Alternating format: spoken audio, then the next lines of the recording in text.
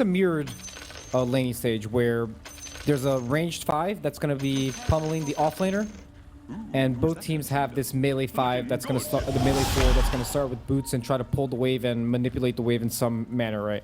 So it's going to come down to execution when they pull the waves. If they get too harassed or if they get a kill or something like that. I think the safe lane of both teams is definitely favored. I think the carry is going to free farm in both side lanes, and I think a Storm Ember, it's probably going to be just a draw. I think the Storm usually farms against most heroes. And the Ember too, he's going to have that shield to block a lot of the Storm's magic damage and static remnant. So I think the laning phase is going to be pretty even. Expecting the Tusk to rotate early to the safe lane and try to get some kills on this Timber Saw. And the same for the Clock. The Clock wants to pull some waves, then rotate to his safe lane, try to get some kills on this Underlord.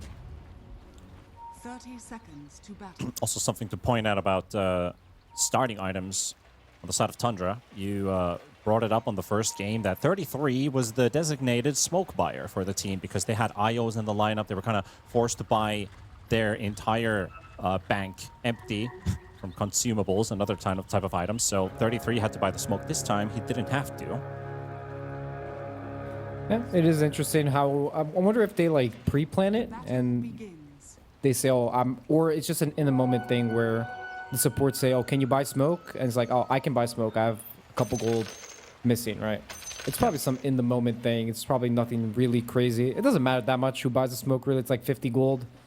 Whoever can fit it into the starting build. Yeah, it's a very niche detail. It's like something we, yeah. If somebody caught that topic in the on the first day when we were covering the Tundra series, it's definitely something to highlight and note that doesn't always have to be the supports who buy the smoke. Notes for your pub games, folks. Also, I think if I read this correct, I didn't actually test this in the lobby, but I did look up the some of the gold that these heroes had. Starting gold is unreliable. All right, so then you lose gold So if you feed could first lose blood. gold for feeding, yes. I mean, if you haven't used all your gold, right? Like these mid laners, so I guess in the last game we casted, it's really bad if the mid laner dies because they kind of just hold gold for the bottle. Yeah. So they kind of lose a little bit of gold. Right. And Ari Tusk first already, bloods. Yeah, there we go. Crystallis will pick that one up. and they have a really strong lane here. The Veno Lone Druid, they have two really annoying level 1 heroes. The Lone Druid just... And there they go again on the Underlord. Straight to the 33 Underlord, yeah. A lot of damage being dealt up here, and that's a second round of roots going on to the Underlord. So Crystallis will pick up a second kill already. We're not even 1 minute over into the laning stage, and MOUZ is off to a rapid start there for their Lone Druid. And that's why these heroes are picked in competitive, right? They usually, the first reason that a hero is picked is that it's a strong laner. And they have Veno Lone Druid, a really strong lane. And it just starts showing the first minutes they get a bunch of kills, they have a bunch of slows. It's really hard for the enemies to counterpick this lane. So, yeah, there we see why these heroes are picked early and why they're being picked in the meta. Tusk trying to pull the wave, do some shenanigans, but hard against Veno. Alright, he's going to manage to get this wave. But Veno pulling the creeps in.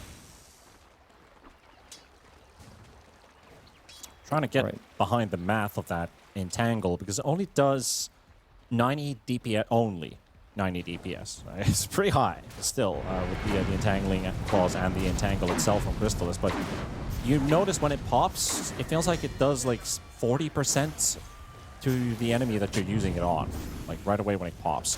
And then you have the Venomous Gale that the reason why you're highlighting this lane is being so strong is Crystal was able to get a second round of entangles going because of all the slows. Yeah, the slow is really powerful with the Lone Druid. You can just keep getting hits on. It's kind of like a Monkey King or Ursa sort of hero. It's like that here you get that stack on the enemy and you just keep hitting them when they're slowed. So the Veno with the Lone Druid lane, really strong lane. I think we saw this in the previous series too, right? I think it was a Veno Lone Druid lane. Or was it Veno versus Lone Druid? I don't remember.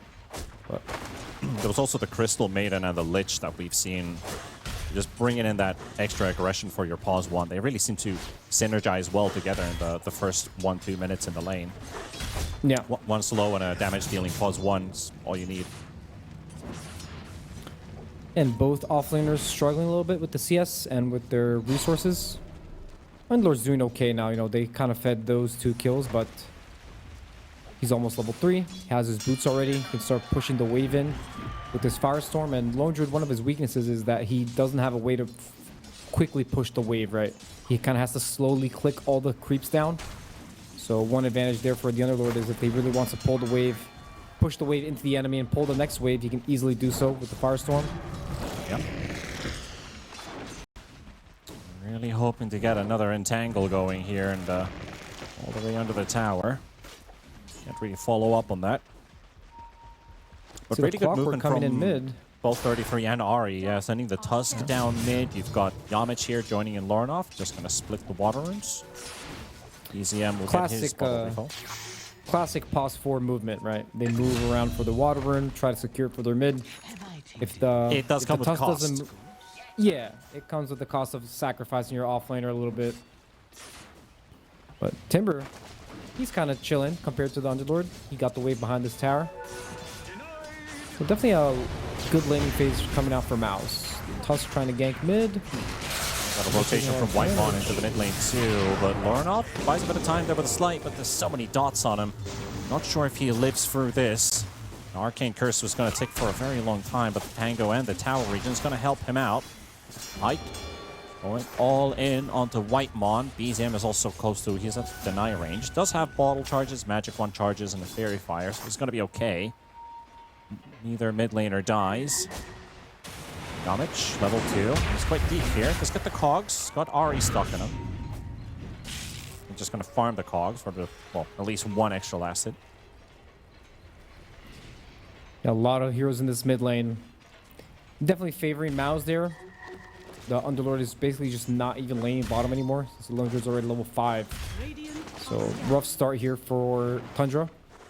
But they're really good at coming back as well. They're really good at playing the map. So laning phase for Tundra, at least, I would say it matters less than it does for a lot of these teams. I think they're just really good at playing the map and not beating too much.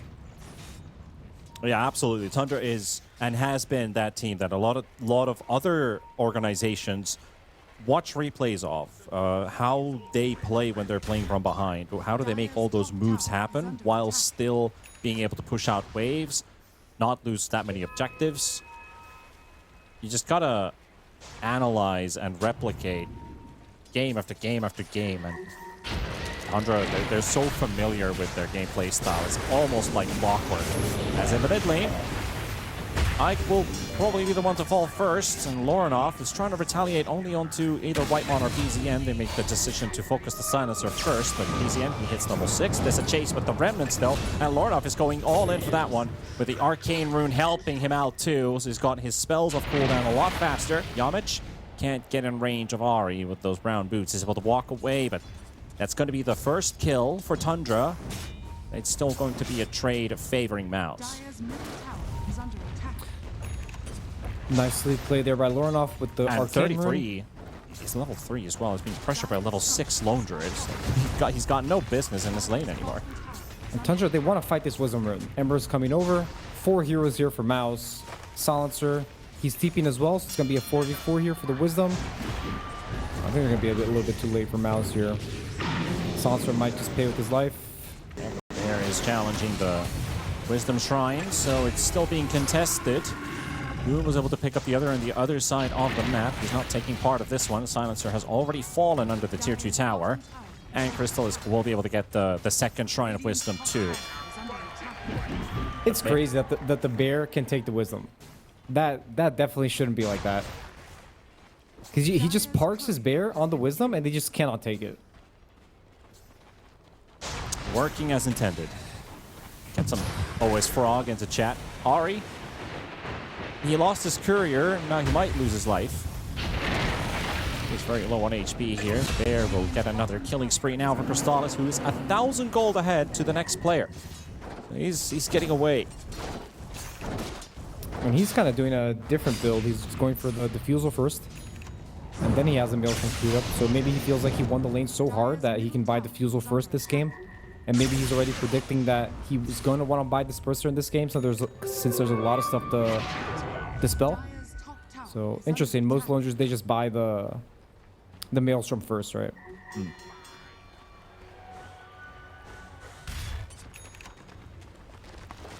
smoke coming out Yeah, from that Tundra. was a topic during the draft of if he does the Lone Druid any different. So it is pretty nice to see variations. Of course, Diffusal, again, a very timing-based item. Let's see with Boom in the top lane versus 4. Good timing to hit on the Timber Saw. But it is, of course, a very strong guy, so you've got to fully commit to this kill, which they will get in the end. Whitebot also picks up a Suffering Silence stack from that. Yeah, gets a little galvanized stack on Storm too, but And that Storm, too. no mana. So just walk over mid, push out the wave, and probably go back to base. And you see Ember, he's just contesting the Underlord camps in the corner. It doesn't want to let him farm. So good stuff here for Lornoff, identifying that the Underlord is just going to sit here and farm. But he can't farm if the camps are just blocked where to farm to. And the same thing that's Veno doing, right? He's just farming the enemy triangle. The good stuff by MOUZ, identifying where they can be strong, and they know exactly what Tundra wants to do. They want to farm these camps to get their way back into the game. I've been already farming that Ancient. Yeah. Ike setting up his office here. One of the reasons why this Veno hero is really strong is that he can do this. He wins his lane, then he moves into the enemy triangle and just starts just farming everything, blocking a bunch of camps, being super annoying. It does open up MOUZ to pressure the mid tier 1 tower as well. With the triangle under control. The Lone Druid gated top. He's already pressuring this top tower while they get the rune mid. So MOUZ just winning every lane. They're just getting everything they really want. Veno's going to end up feeding. But it's all good. He farmed the camp. He's being super annoying. He identifies that they have a ward there. Meanwhile, they take the top tower and Ember secures the DD rune. So space created there by the Veno. Not the worst of the deaths. Yeah, not at all. Nobody to defend the top tower, which fell simultaneously. And now maybe finding a pick off of Whitemon, who extended a little bit too far and instantly pays the price for it. Crystallis on a dominating spree now. With that Diffusal Blade, he's truly a hero killer right now. Well, the reason why they also wanted to go for that Diffusal Blade is that they're on such a high roll and Tundra doesn't have any tools to respond with. Rough game for Tundra. Boom, he's going to get hit by the Fiend's Gate, and PVISION is also pretty low on HP here. Boom, that Chakram running on top of him, trying to stand his ground for as long as possible. He's doing so much damage. Ember comes through the gate. Lornoff is like, thank you for the pass. But he doesn't have spells available right now. He's going to have to wait for a bit longer. Another Remnant. Does he go all in with that Remnant jump? He could. But he's going for the Tusk. Just snowballs to dodge. Won't be able to get away from the arms of Lornoff. He'll find a kill with that. And that opens up a potential other towers. V-Tune is the one left behind. A double for Lornoff. Crystallis might... Nope, he doesn't even lose his bear. Gets the shield wall from the Ash Legion shield, but the tower's hitting him, so he lives. TP's home. Can't recall him back in action. Yeah, they're winning all lanes, getting away with net worth. Tundra, there's not much that they can do. I mean, what they can do, they just try there. They try to kill the Timber there as 4 heroes using the gate, but Timber's items... He had a really nice inventory right there. He had all the components for the consecrated wraps in his inventory. So he had the shawl, the vitality booster, all those small things made a really big difference for him to live there. So props to Boom by just buying those small little items, making him live. And MOUZ are just super snowballing this game, you know. The Ember just getting every single rune, going to every fight with the rune, making it super hard for Tundra to actually respond. And they're in a really bad spot at this moment. But Ember's going to get Maiden Slayer. And they're just going to do 0 damage on Tundra. The Ember's going to go first. Together with the Veno, they're just going to break every movement that Tundra really tries to do on the map. Yeah, they can't really set up on Tundra with these kills either. They sent 4 heroes to the top jungle trying to punish Boom, who did finish, almost finished his consecrated wraps. He finished it after the fight, but he had that casual cloak in his inventory. They have a level 4 silencer with no global silence, so they can't secure a kill anywhere on the map. That global could really help them. And it could have actually maybe turned 1 or 2 things around in that previous fight. They just don't have access to them, to their ultis on Tusk and Silencer. Comes back to that Wisdom contest by the Lone Druid. And the smoke gank, he's gonna die again. Yeah. One shot comes out. Really easy job there for Crystallis. And you see them coming back to this area right on Tundra. They continuously come here to try to gank the Timber. Since when you have Underlord, you don't really want to play through the Underlord lane. So it makes perfect sense for Tundra to do these sort of moves. But MOUZ, they're very aware and they smoke into the jungle to catch them off guard and protect the Timber, not let them get bullied by the enemy. Tundra's feeling the pressure all over the map, but what are the items that they really need? Are they just sixes on their supports and try to go for a smoke gank play, or is there something big that you see could potentially help Tundra get back in? They need to find some answer. Yeah, they really need the global, and they probably need the Atos on the Underlord. So with the Atos and the global, they can definitely kill heroes in pit. They can just perma-pit this Ember, and he can definitely die. And he's going crazy on man, the Silence is going to die again before he gets... Oh, he just got level 6 at least. Ari picking up the Shrine of Wisdom enables him to have global for the next time. Moronov is diving BZM under a tier 3 tower. Just no respect whatsoever. He's going to get the kill anyway, but the haste rune is still active, but the double root's going to be there. 33 is going to get a big kill if he can get it. And he might be able to dodge the next attack, but nope. Earn heal coming in from Yamich. And these Ashy Legion shields, they've got 3 of them in this team. They're just blocking all the hits the towers are dealing to him. Nice item. And MOUZ just keep snowballing this lead. Sancer has global now, so maybe they can try to do a smoke gank to kill this lone druid. They can easily kill any target they go on. They can pop the global with the storm jump. This lone druid easily can die. But let's see if they can make the move not be so obvious, right? The problem is usually in these games that you're losing is that every move you make is just very obvious since you're not pushing out lanes. So they need to make it in a way where someone is showing and fixing the lane while the storm and the Sancer maybe smoke is too, and they get a pick off. Rune coming in 30 seconds. They can also smoke for the rune. See if they can contest this Ember on the rune. They can also easily kill the Ember. It is that simple, you know, just kill him forehead, but you need a couple conditions to be met. So they can just go for it. I mean, the sooner they make this move, the better, because the game is not going to get an easier state for them. And you also just don't want to sit on global, like, off cooldown, right? It's just there, and they're not pressing their ultimate. Usually you want to press your spells.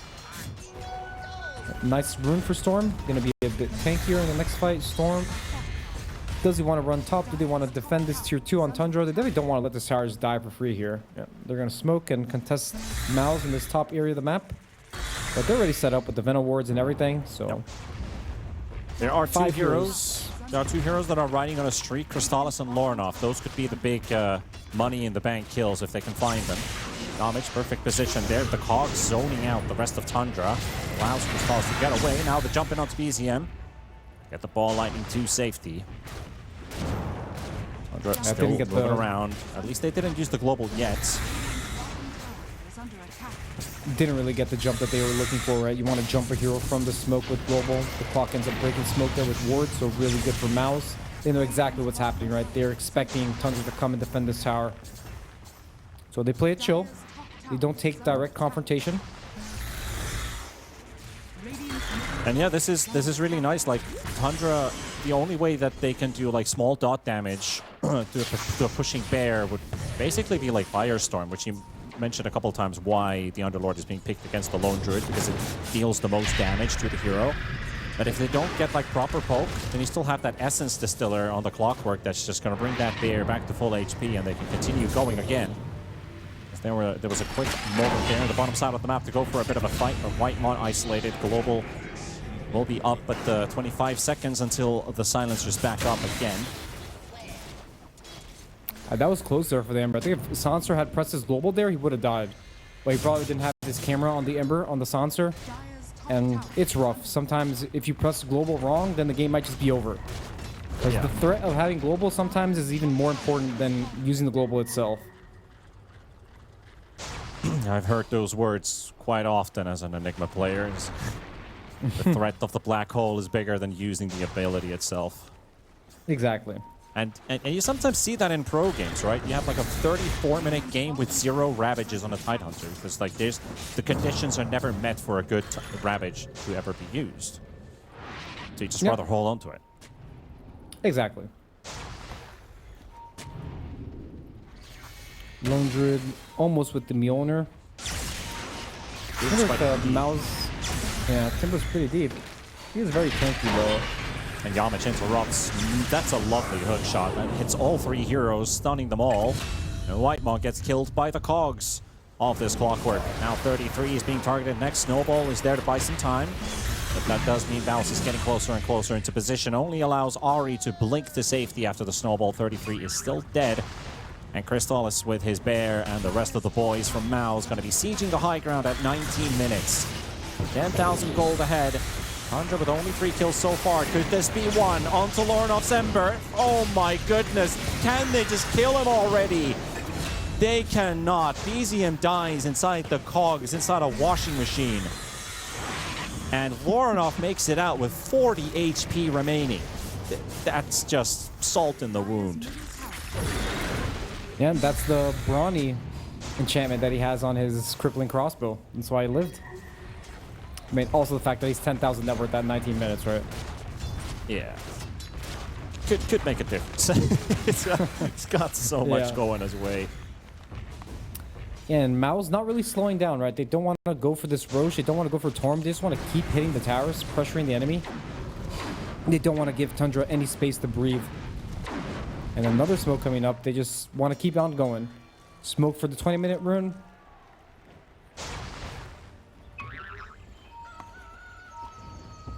Ari does himself, does have that blink though, so he has a way to move that in and out. Nobody's been playing in the bottom half of the map, so Crystalis just finds casual 3 bounty moves sitting there. More net worth for the team. That's like 1,000 gold right away for the team. Yeah, the bounties are really important. It's always nice to pick them up. It's like a mini objective. They did get nerfed the amount of gold they give, but still gives a decent amount. Alright, MOUZ end up together here at the Torm. Just makes sense for them to take it. Venom's still no shard, and Clockwork's still no shard, so 2 really valuable shards to get. See who's gonna get it. Nice shard for Venom. Dire are scanning. Yeah, extra annoying plague wards in there. Nice. Plus the cast range on a support Venom having an extra distance on the Gale is really nice because it doesn't put your hero in that dangerous of a position now. Exactly. It's very nice for this hero. There's a lot of aspects of this hero that just been greatly improved. Look at the Venomous Scale spell and the green circle around the hero is like really, really big. But at the same time, that could be a kill after a very long time. Getting the Clockwork. Whitemon is the hero who actually gets the streak. VICI would have loved to have that. But you'll take anything you can get at this point. Lornoff still chasing Ari. Will end up being a trade. Might be burnt up to not get the blink off. He does get the blink off though. It's gonna be a bit of a heist, but they've got to way more damage compared to the HP pool of this Tusk. I'll get the trade going. That was the first kill since the 10-minute mark when Ari was able to kill Ike on the Venom. There's a global silence for an even bigger kill. V-Tune. That's a Shadow Blade reveal for a pretty sizable kill. He'll die for it. Probably worth it, you know, when you're in this losing situation. Definitely good to trade kills like that, especially on a higher net worth hero. But I mean, look at his net worth bouncing up. Like he's suddenly caught up to the Lone Druid, who has had a free farm game, by the way. yeah, I'm just gonna delay them from taking the Roche too. So nice little trade. They end up using the global for that though, so MOUZ is probably going to be on the go, go, go train. They have no global. They cannot fight us. So they're just going to keep on running at Tundra. Let's see how the Clock and the Venom, who they're going to follow, where they're going to go. Clock, of course, the easiest catch hero. They draw some lines around top. They know that the enemy is top.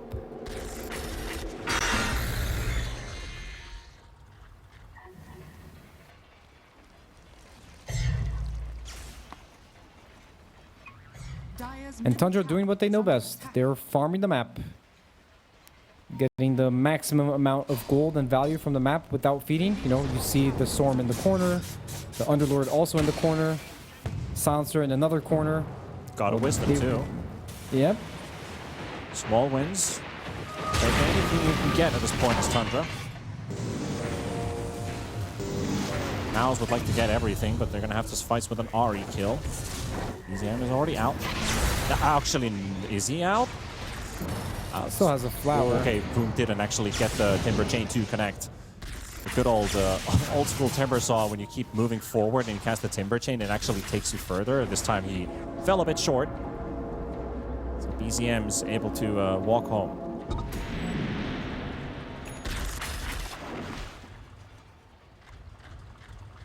Still no Roach attempt for MOUZ. I wonder if they're going to try to kill it before it goes bottom. Looks like the Lone Druid is going to walk over to it soon. Yep, he's banging it. Regroup. Just going to solo it. I mean, they're probably going to kill this Roach and then try to go high ground. The Lone Druid, maybe Ember can take this Aegis and he can play super aggro. Makes a lot of space. Ember also has the gem already. There's a dire really scan. Ari and V-Tune are going for a wraparound. Can they get in time? Are they going to go in there at all? V-Tune is just cutting waves. No, it doesn't look like they're interested. I mean, unfortunately, they don't have a way to scout it easily. So they probably know that it's happening, but the call is probably just to farm and try to get more gold. Try to delay the game as much as they can. Try to get the next set of items.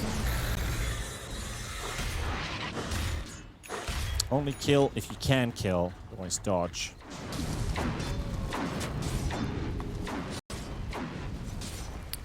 Ember going for that Bloodstone after the Lotus. So, for a lot of people that don't know, Bloodstone is also an item that got changed. It is now built with Veil. So basically what Bloodstone does now is it just applies the Veil aura in the 1200 radius around you. So it's a very good item for heroes that just do magic damage. That's why you see it more and more on these heroes. It looks a little bit odd, right? And Ember with the Bloodstone, is item got changed. It definitely feels a bit odd, but then it all makes sense. Yeah. It feels like it was always Ember who had the Shiva on his quick buy. To get that extra damage output, the vision of the slow and all. So it's still kind of tied to it. Meanwhile, a Global Silence is used onto a Lone Druid in the top lane, and they will take down Crystallis with the gate used by 33 there. Going in. Look shot by Yamish, looking for the response kill onto the Silencer. Lightmont will drop. They got the big reward, and that's another kill for V-Tune.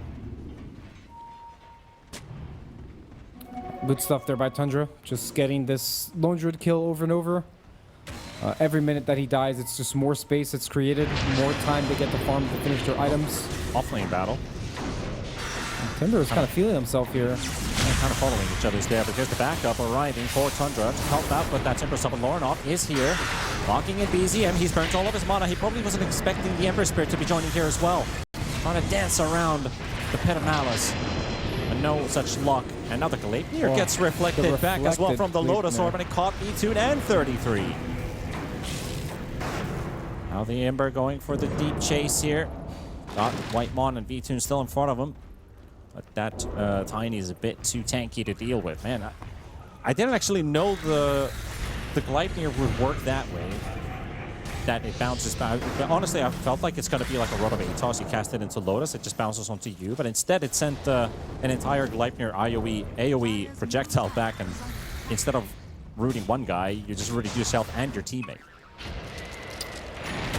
Yeah, I didn't know it worked like that. The AoE just gets reflected. Well, the more you know. Ari just being annoying on this Tusk. Yeah, he's been really spot on about the blink after snowball. Hits it every time. And MOUZ getting slowed down a little bit. Lone Druid having 2 painful deaths, and they're going for him again. Is he going to sniff this one out? He does have the Ag, so he can just have his hero in the corner now and not have to risk it. But Tiny, he knows. He's coming. Coming in hot. Oh, he's ulted, though. They drop the ward, they turn around, quick 180, and then another 180. V-Tune is hesitating. They want to wait the true form out. Are they just trying to... Just too... Yeah, I'm communicating maybe with 33. Can you please gate here in a second? Yeah, they're just waiting for it to run out, and they're just going to go for it. I think about 3, 2, 1. And now they've all just been revealed. All right. Close one for Crystallis. Dire's bottom tower is under attack. Yeah, there we go. Reward happens as well.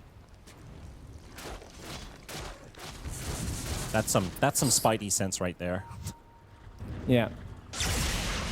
Ari finds Crystallis on the other side of the map, and he's so busy microing his bear, he doesn't even realize there's a tusk next to him. The perks of playing a lone druid and being busy with your bear.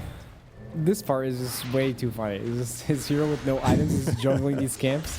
And he doesn't even have his camera on his hero. He's just so bothered with the bear. It's way too funny. They did burn V-Tune's BKB charge there, so he had to BKB teleport back home. 9-second charge is spent. Boom, give him a bit of chase there on VZM. We'll let it jump back to home. But Tundra are refusing to give a pick-off to MOUZ for an invitation to the high ground. So they've been stalling it nicely. Aegis is expiring in 10 seconds too. Yeah, it doesn't look like MOUZ is very interested in going high ground. They can just continue farming, increasing their lead. Doesn't look like Tundra really have the means to be able to fight them either. The Ember just has way too much HP, closing on his BKB next item. And also the gem that was picked up on MOUZ pretty early also just helps them with the map control. Really hard for Tundra to get a move on the map or even place vision. Everything just gets dewarded.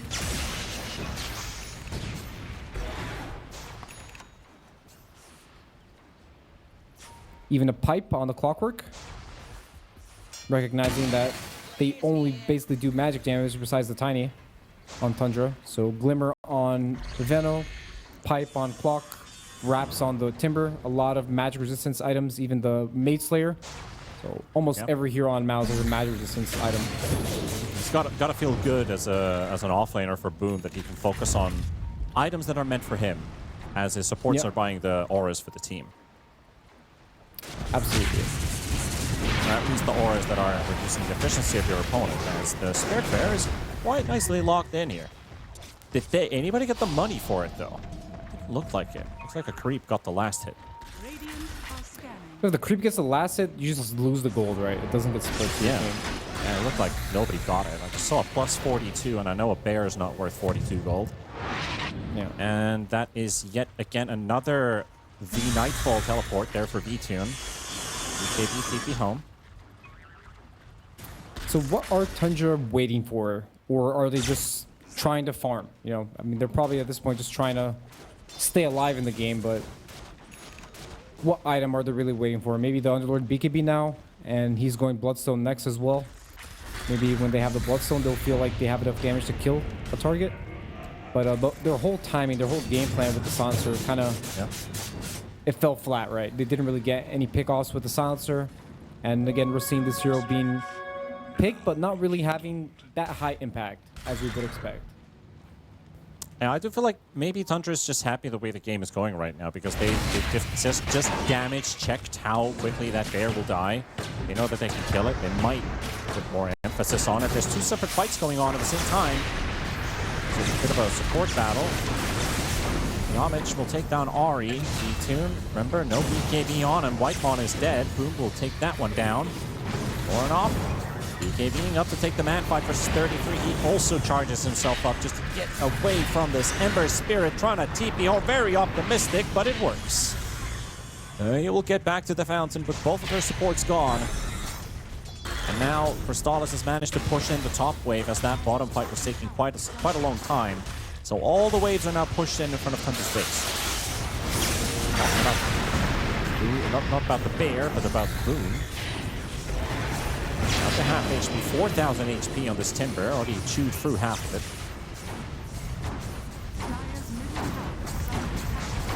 That's still tanky.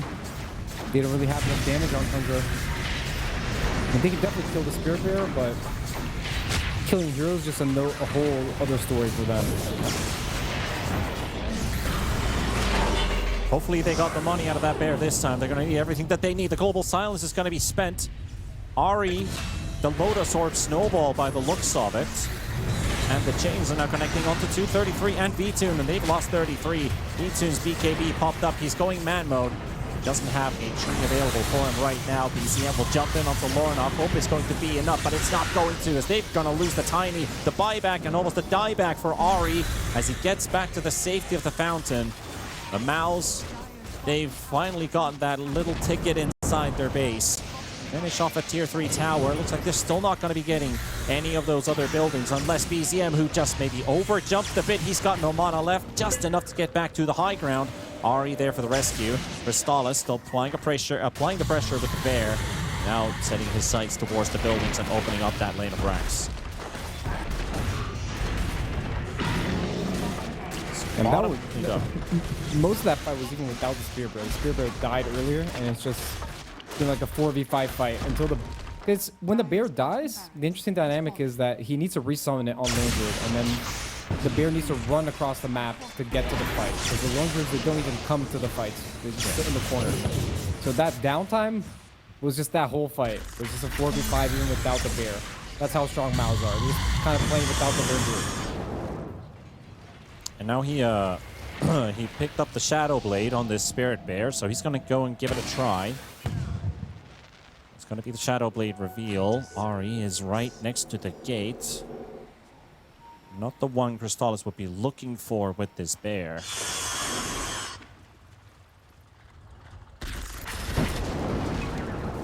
Won't be found. Wisdom is up. Ari gonna get it. Nice little snipe. But Wisdom probably not enough to be able to skew this game. Roche gonna be up in 10 seconds. MOUZ just probably gonna wait for that to take the Roche and go high ground with the banner. The banner is gonna make it a lot easier for them to get these buildings. So I think for Tundra, they need to really contest this Roche. They're setting up for a kill on the bear.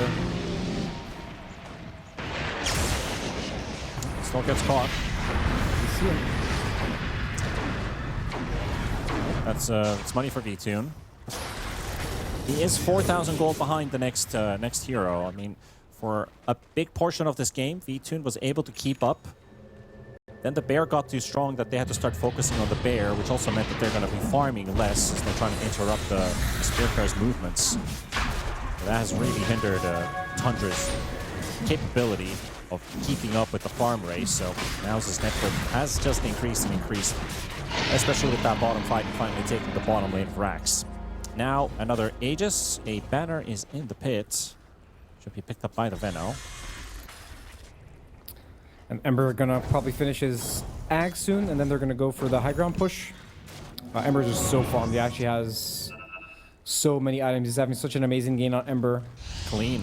9-0-11. You need help to call a 9-11 Lornoff Ember. And Timbersaw also has a shard to make the high ground even easier and make them have to rely even less on the Spear Bear hitting the towers. Because that flamethrower gonna eventually destroy these buildings. And Ember has finished his item. Let's see if they want to go high ground now with this next wave. Let's see if Venom wants to place banner here. VTune steps on the low ground, but Boom does have a gem. He sees him, and oh my goodness, that's a lot of damage coming out from the Timber Whirling Death, dropping the Tiny so damn low. Again, BKB TP home. The only thing he can do in that situation. Whitemon dies to Lornoff in the back line. EVM's trying to hold the front. Lornoff is just sieging that tier 3. Bear is on its way. Kristalis. Fresh Silver Edge usage. Let's see if the Bear can get in position to catch somebody off guard. Remember VTune does not have a BKB. If he gets hit by one root, that's pretty much your hero stuck in the front. You will die there. 33 is holding on to his. Just to have that repositioning tool available. Lornoff going to get targeted this time around. They're going to try to commit onto him. VTune is not hitting him though. He's just trying to walk away and get into a safe distance.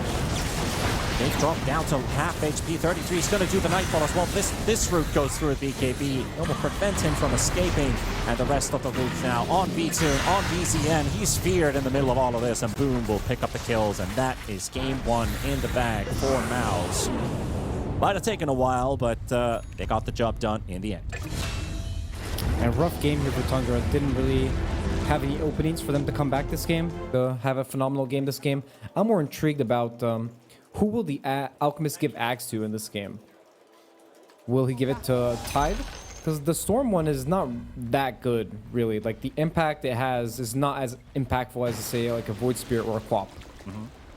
Not that it's bad, but I think it combos better with the hero when he's like 25 or when he has more items. So, I guess it's only really Tide, right, that he can give it to. I mean, he can give it to Jakiro, but giving it to support doesn't really feel that impactful. Yeah, it doesn't feel that amazing. I feel like there are, if they opt to give it to the supports, it would mean if the game is going well for Yamich, if he's been part of a lot of kills early on and he finishes a quick Blink Dagger, the Blink Kick could be a very powerful tool. If you want the Vortex on the Storm, it would be nice to also have an Axe on the Jakiro for the pure damage Macropire. So it's like one thing is dependent on the other. So I agree with you. It's not an easy choice for that Axe. And maybe he doesn't even gift Ags this game. Like, I feel like it's not that mandatory. I mean, it's nice because he gets the extra bonus damage, but I feel like he can also just play normal, buy normal items, and then when Storm already has items, he can just buy the Ags. He'll probably be fine anyways.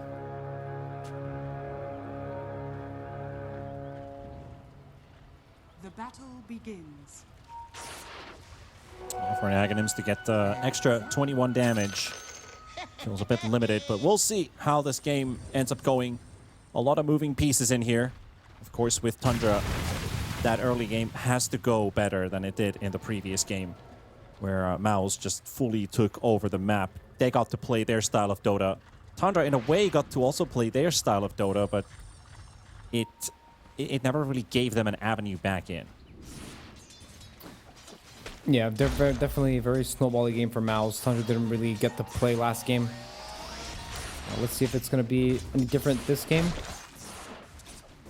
It is weird to say they get to play their game, but then again, they don't get to play the game.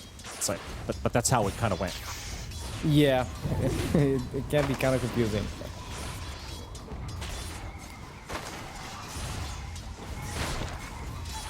Boom is already being pressured quite a lot by VTune on that bear, and actually diving under the tier 1 tower, as you can see on the left side of your screens. VTune will get the first blood.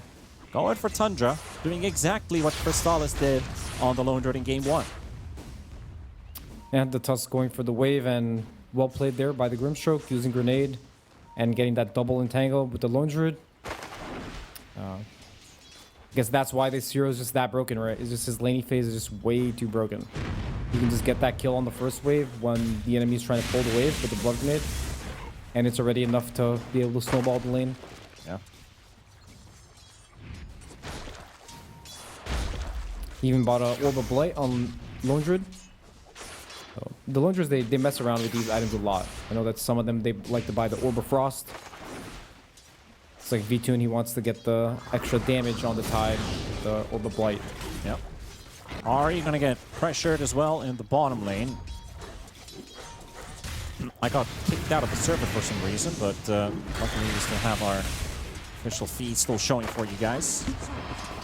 Like going to be pushed back. Another thrown, stunned by the Alk. Bit of poke and prod.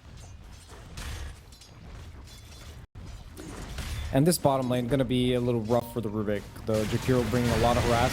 Very good hero versus Rubik in lane.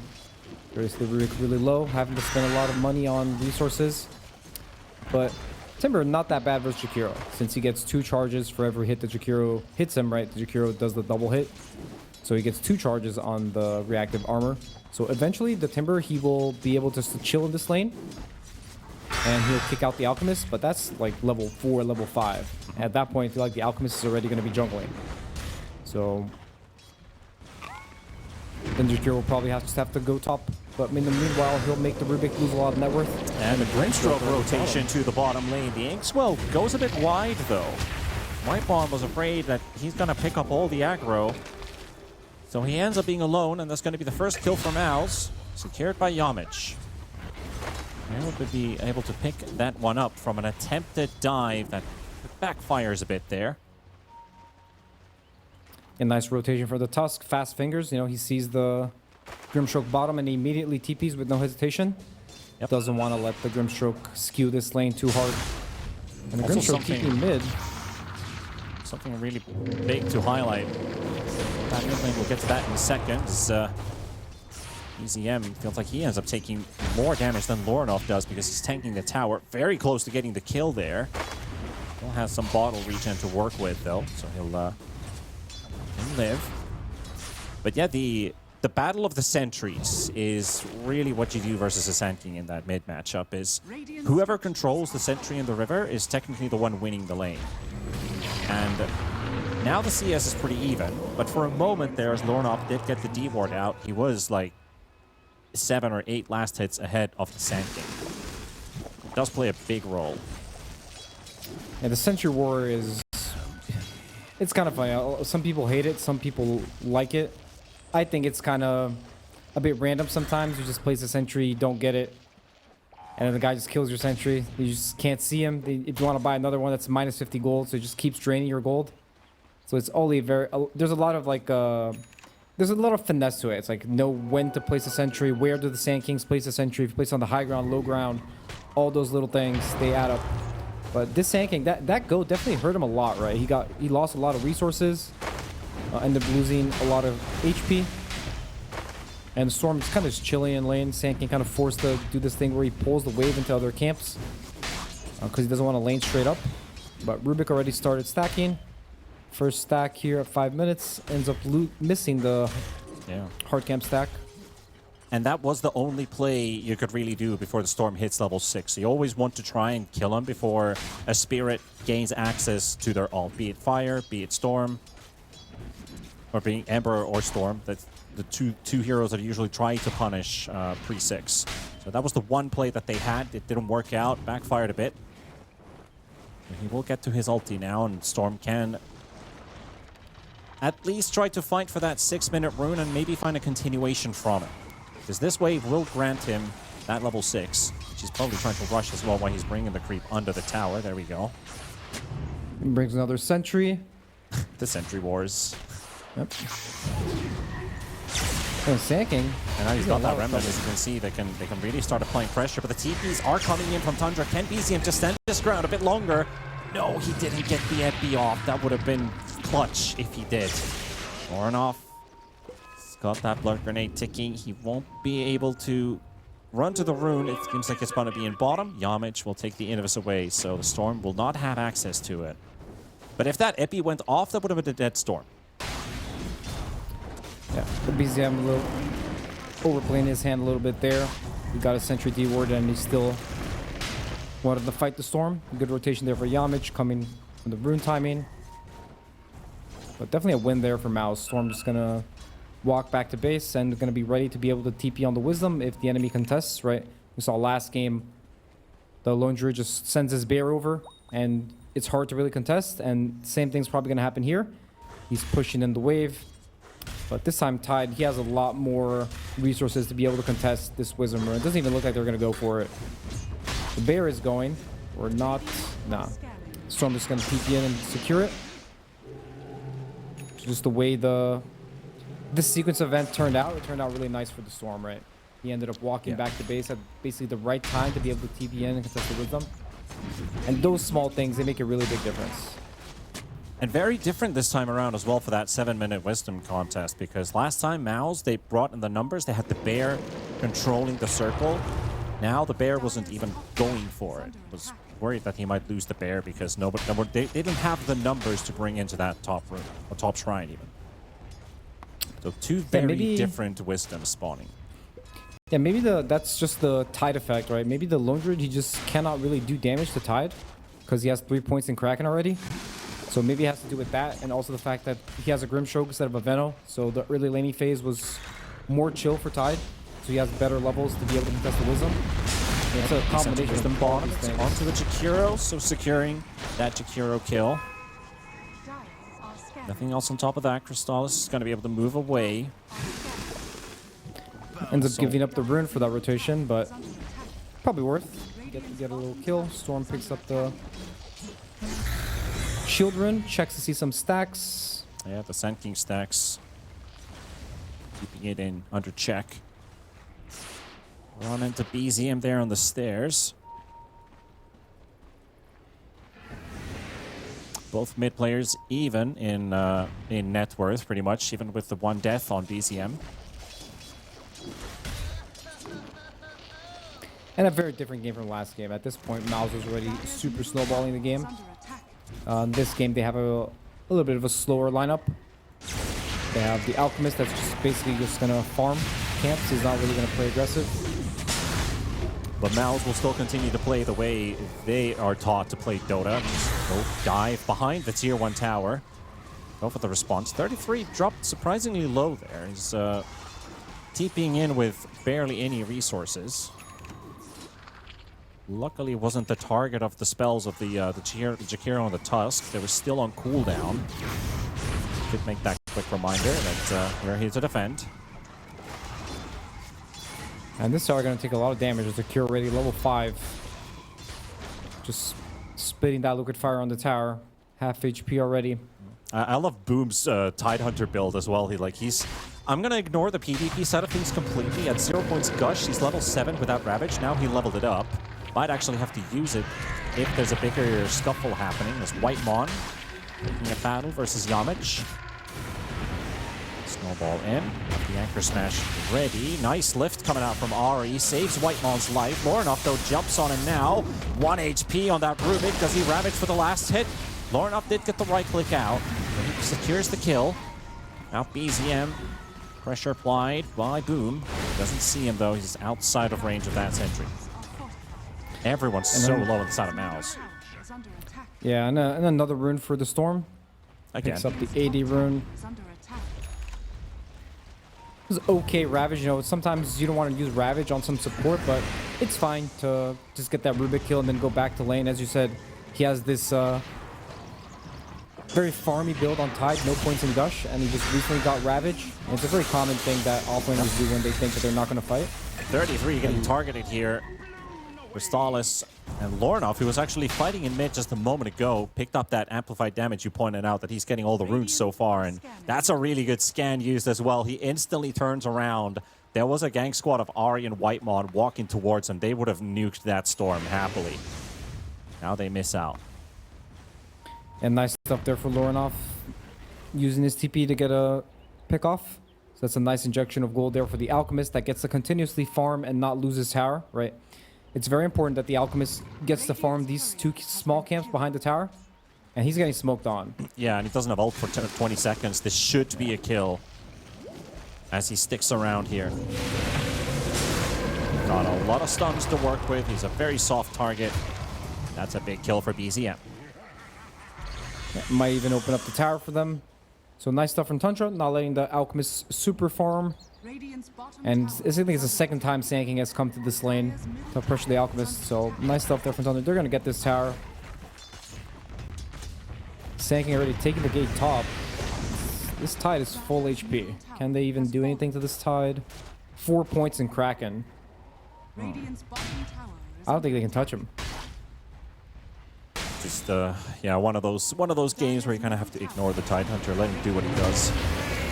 Snowball deep in onto Whitemon. Yamich, good sharp block. I'll secure a pretty handy kill there. Another Galvanized stack for Lornoff. Nice to start building up those kills early. Doesn't get the illusion runes. The first power rune picked up by BZM. Yeah, always very important to take the runes from Storm. Storm's one of those heroes that he excels when he has the rune. So no rune for Lornoff this minute. Yeah, I think the runes that are still left in this cycle are the Arcane and the Haste rune, if I remember correct. There's Invis, AD, Shield, and I think yeah, Illusion was picked up now. Yeah, so there's still a couple good runes MOUZ could maybe play towards with the Storm. And timing's coming up. Sand King does have a Blink Dagger. So let's see if they want to make another smoke move or they just want to keep farming. They can definitely make another move with the Sand King Grimstroke. I think they can kill any hero. Grimstroke already has 3 points in his silence. So another common pattern for the Grimstrokes is that they put 3 points in silence. So you get that extra hit on the Phantom to be able to kill it. And the Phantom's really good against Tide. The Tide Kraken Shell cannot remove the Phantom. Setting up on Yamich here, nicely dodging one of the stuns with a snowball. Able to walk out. That's almost perfectly played. Are scanning. And Kind of sad that Smoke didn't end up getting anything. He probably needed to channel Epi there to get that Tusk kill. well, that's a Jakiro down. Next rune is coming in 10 seconds. So that's either the Haste or the Arcane. Either one would be very good for the Storm now. Can they interrupt that? BZM is on the bottom half. Oh, yeah, there was still the regen rune actually still in that cycle. So that's okay for the Storm. Be happy with that. That's a really good one for the Storm. Now the Bear is in the circle, but the Crystallis Alchemist is there as well, so he'll be able to secure that Wisdom. On the topic of the first rune cycle, you played with various different mid players. Do you ever hear them talk about it? Like, the next rune is either like an AD or like an Arcane, and they're asking for the team to group up to fight for a power rune. Very rarely do they really keep track of which rune is gonna spawn. It's mostly just it's rune timing. Let's contest a rune. More like just a routine where you are ready to contest a rune. It doesn't really matter which one's gonna spawn, but whichever one spawns, you don't want to let the enemy have it. That's basically how the So it's more of a simplified version. Yeah, it's a lot more simple.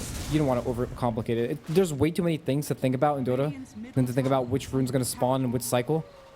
You know, it is easy for us spectators that we're just watching, and we're not really putting our brain power towards playing the game, right? We're more spectating, so it's more we got relaxed. time to think. Yeah. But it is something that I've discussed with a lot of people, like all the way to people doing production about like rune cycles and that kind of stuff. Would be cool to see and know if mid players also thought the same, that they know the next rune is the last of the first cycle is going to be this or this rune, or like there's just one that's going to be spawning and it's going to be a big one, so let's fight for it. But down at the bottom, two supports versus BZM.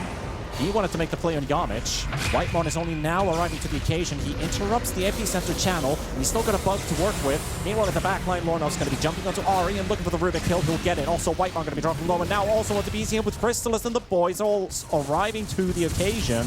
And it might not be fully over, but Boom unable to get to 33 or V-Tune. The Bear using the fear, and Yamich 60 HP, really stretching his limits there, but getting the kill on the Bear. Boom picks up the extra money out of this one. Big win there for MOUZ. They get 3 kills, and they get the Bear kill. So basically 4 kills. That's a haste at 33. I was like, does he go all the way in? But yeah, there's still the Ravage. Yeah, MOUZ still not pulling that far ahead, right? You would think that even them having Alchemist, they would be more ahead in gold. But decent game for Tundra here. They're not really losing the game as they were in game 1. They're taking multiple towers, and then you see the Phantom versus the Tide. He can't really dispel the Phantom. Can't do anything With the Blubber. Yeah, he just can't do anything. So that interaction is really nice for the Grimstroke. Some ways that the Tides do to counter that is they buy like Yules or BKB, because then it purges it. Even Manta also removes it. But he's going to have a lot of trouble with that Phantom in these fights. Looking for a follow-up kill here. They know Ike is here, cutting a creep wave. So that's a bonus.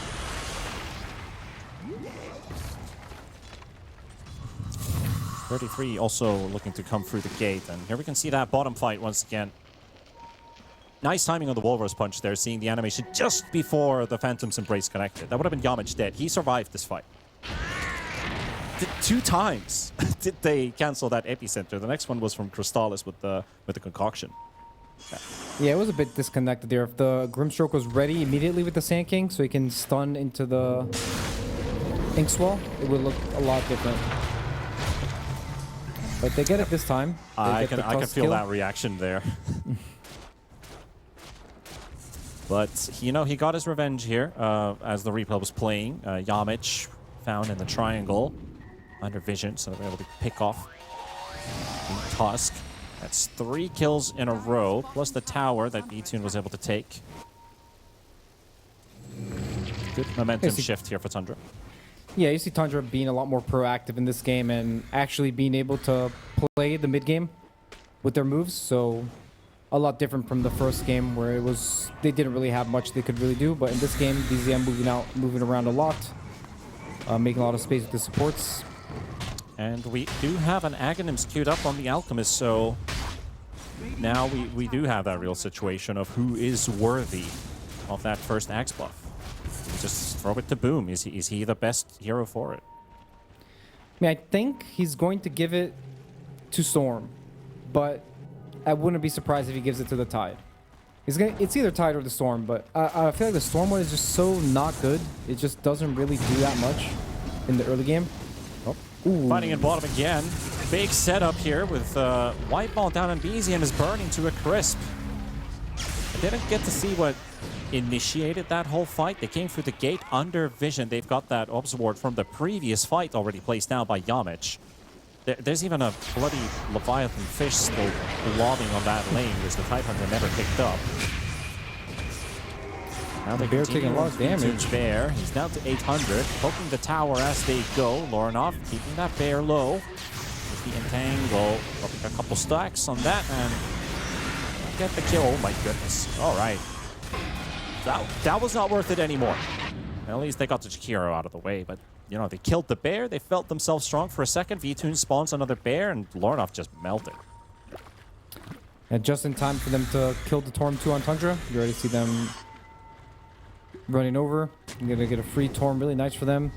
And you see this gate area being really contested in these pro games. A lot of the times the teams just walk over, place Ward and Sentry on the gate to see the movement of the other team.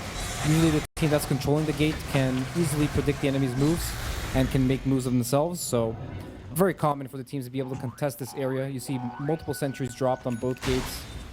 You definitely want to have control of that gate. Either have control of the gate with wards or seeing the enemy how they move. And Boom was given the Ags, so Prostalis finishing it up with the AoE long traveling Gush. All right. I mean, it's a very nice Ags for Tide to have, especially when he gets level 15. He gets the extra damage on the Gush. And level 22, he gets the -4 Gush armor. So I like it. I like that the Tide got it. And you already see that he's queuing up the BKB. Because he's going to have a hard time dealing with that Phantom and also dealing with the Timbersaw spells. Crystallis, he got his ulti off before the silence is connected, but they've got the damage to finish him off with the Chakram flying in and the stuns there. And I'm looking at, you know, he's farming his next Axe, or at least he queued up the second Axe, so I got a strong feeling Boom might just transition from the tank to the damage dealer, the killer, even without a single Leviathan's catch buff. Oh, he actually doesn't have a single fish, huh? It's kind of sad. No fish. Has a Mage Slayer, has the Blink, queuing up a BKB next so he can deal with the silence. Not the easiest Tide game, for sure. I mean, even Sand when Sand gets Ags, he can do a lot of damage to the Tide in AoE. Tide doesn't have... I mean, he has Mage Slayer, well, that will help him a little bit. It's smoked up. Tusk has Blink now. They definitely want to abuse this timing that Tide has where he has his Ags. He feels really strong. Yep.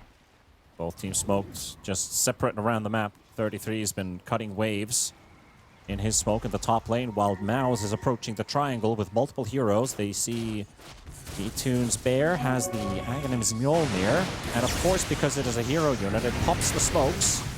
Not gonna get the Bear kill. Money for Lorinov. Imagine if you got a Galvanized stack as well for killing the Bear. Not sure if you do. But that would... I mean, I feel like you should.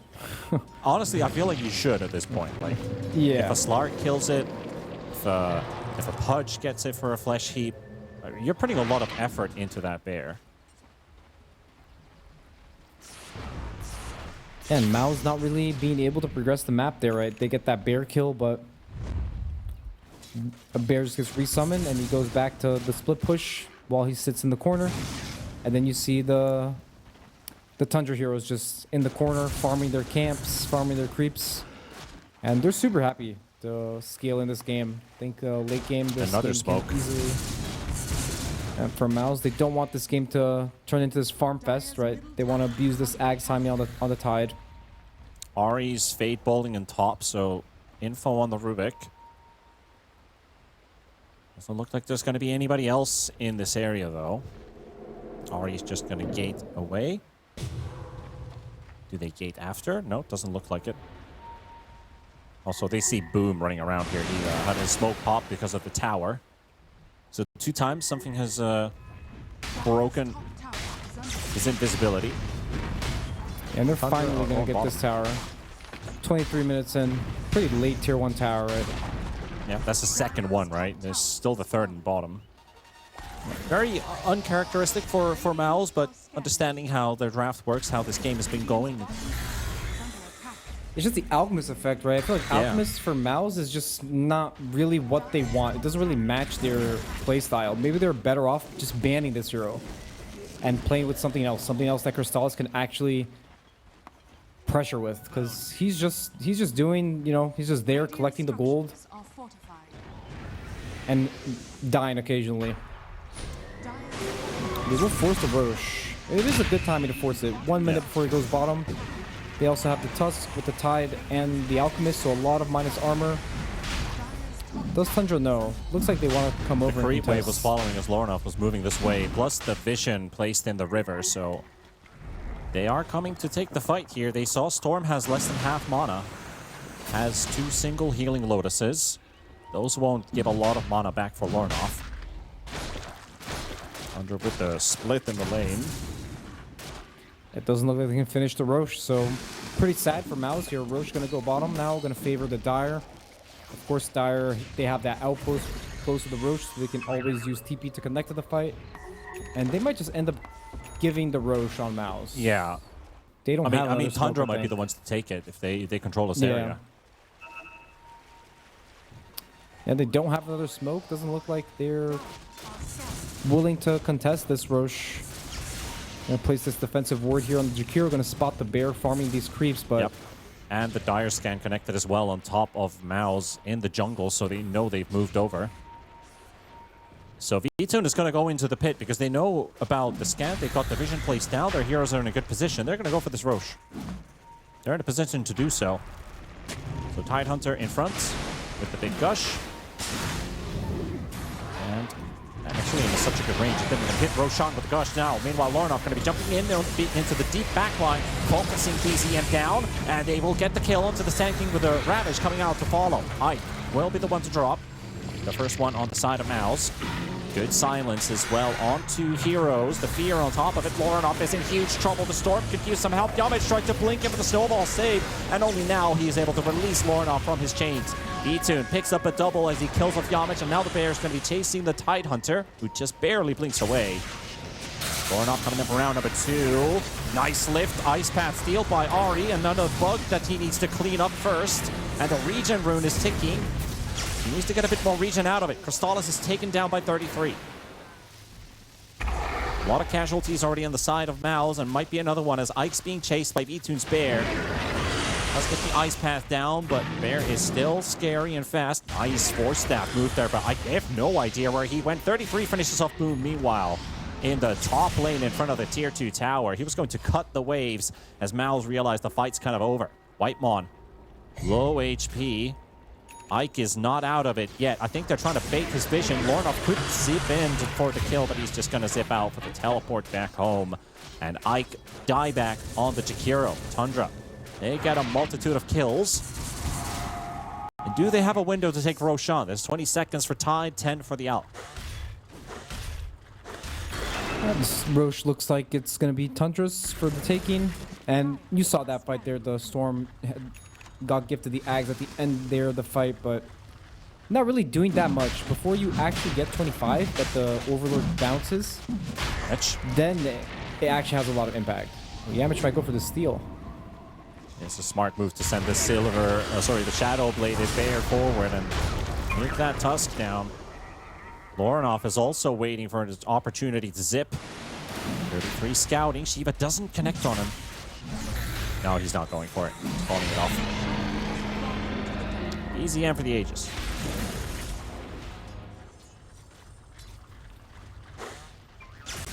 Yeah, and already see the gem out on the Sand King. They want to do the whole map for MOUZ. They know that they're stronger.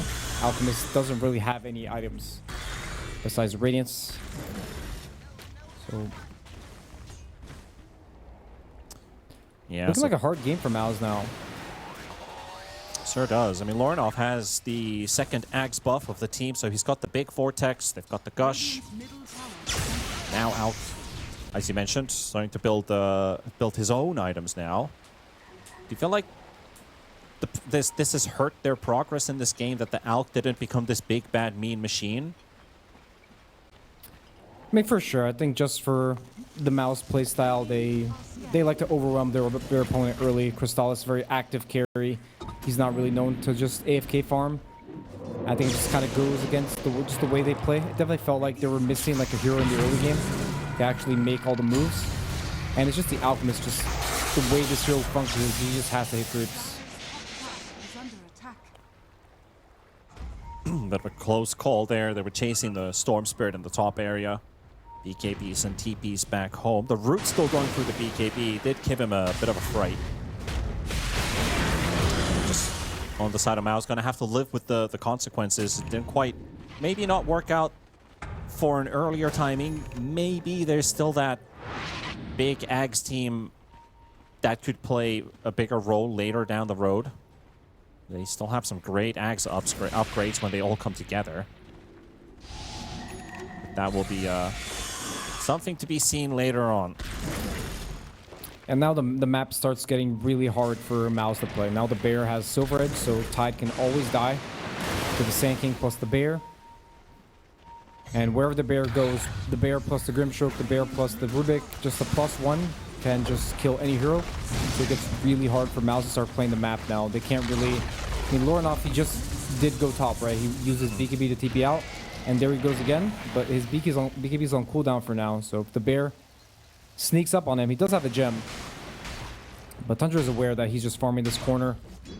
And the map's getting really constricted here for MOUZ. They don't really have anywhere to farm. Even the Alchemist is feeling the pressure, right? He doesn't have any camps that he can really farm. He ends up just TPing here bottom, stuck in the base.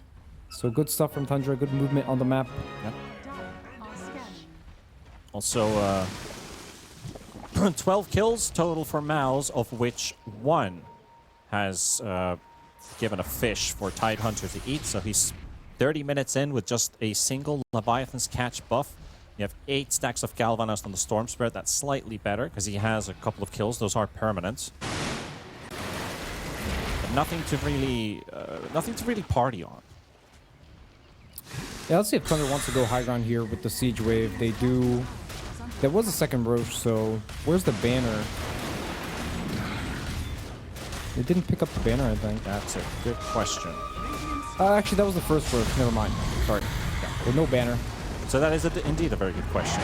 It's nowhere to be seen. As BZM will go for the hunt tonight. He can take down the Chikiro V2. Finishing off the tower. Lorinov trying to hit the supports in the back. If only he had some backup.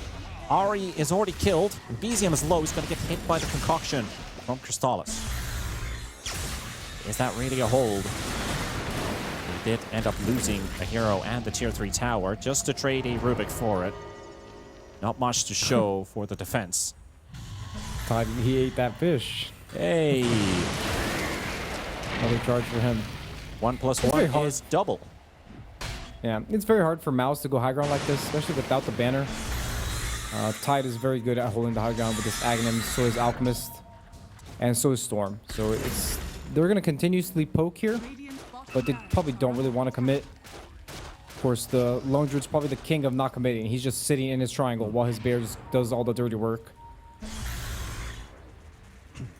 Kind of begs me the question, Tidehunter hero lore-wise who loves to eat all kinds of stuff, but I wonder if Tidehunter loves surströmming. Have you ever heard of that? I have no idea what that is. What is that? It's this kind of Swedish delicacy that is actually banned at airports because it smells so bad when you open the can. Is it a fish? It's a fish, but I don't know what it's called in English. I see. But it's kind of like, it's like a canned fish that, I don't know, it makes a lot of people gag. I'll put it that way. Is it that fish that people eat it raw? Or is that something else? Wait, I'm gonna try and look for the translation on this fish. So it's called... Oh, it's actually just called surströmming, apparently also in English, but that shouldn't be it. Herring. It's not salted herring, but it's kind of like the old school herring that they made in Finland. Is it's like lye herring. Do you know what lye is? It's stuff that's made for making soap. Ah, yeah. So it's fermented fish would be the right one. Thank you, chat, for correcting that. So fermented fish. I've never tried that one. Hopefully next time I'm in Sweden I get to try that. Yeah, good luck with that. I want to see that on video. See a reaction on that. Wipe on, he dies to the Tormentor while getting the shard out of that too. That second Torm, Torm got buffed in the last patch. It does more damage and it's harder to kill, so even more common for support to die on the Tormentor, especially Grimstroke. Such a low HP hero, such a fragile hero. Love how VTune's hero is AFK in the camp and Lornoff is just paying attention to when is it's the same true form situation again. He's waiting for it to run out. Now he goes for the jump and dives on VTune, hoping he's got the kill, but the fear does go off the Savage Roar. He's not able to dodge it, and Lornoff calls a momentary retreat. That's a courier. And TP's home. Good attempt from Ari trying to get in range. You almost got him there. Man, in this Timber, he's just overtaken the net worth chart. He's just top in net worth. He has a Heart, Octarine, Shiva. We haven't really commented a lot on this Timber saw, but, against Alchemist, this hero, he really enjoys the type of gameplay where Alchemist just farms and he gets to farm too. And he ends up just outscaling the Alchemist.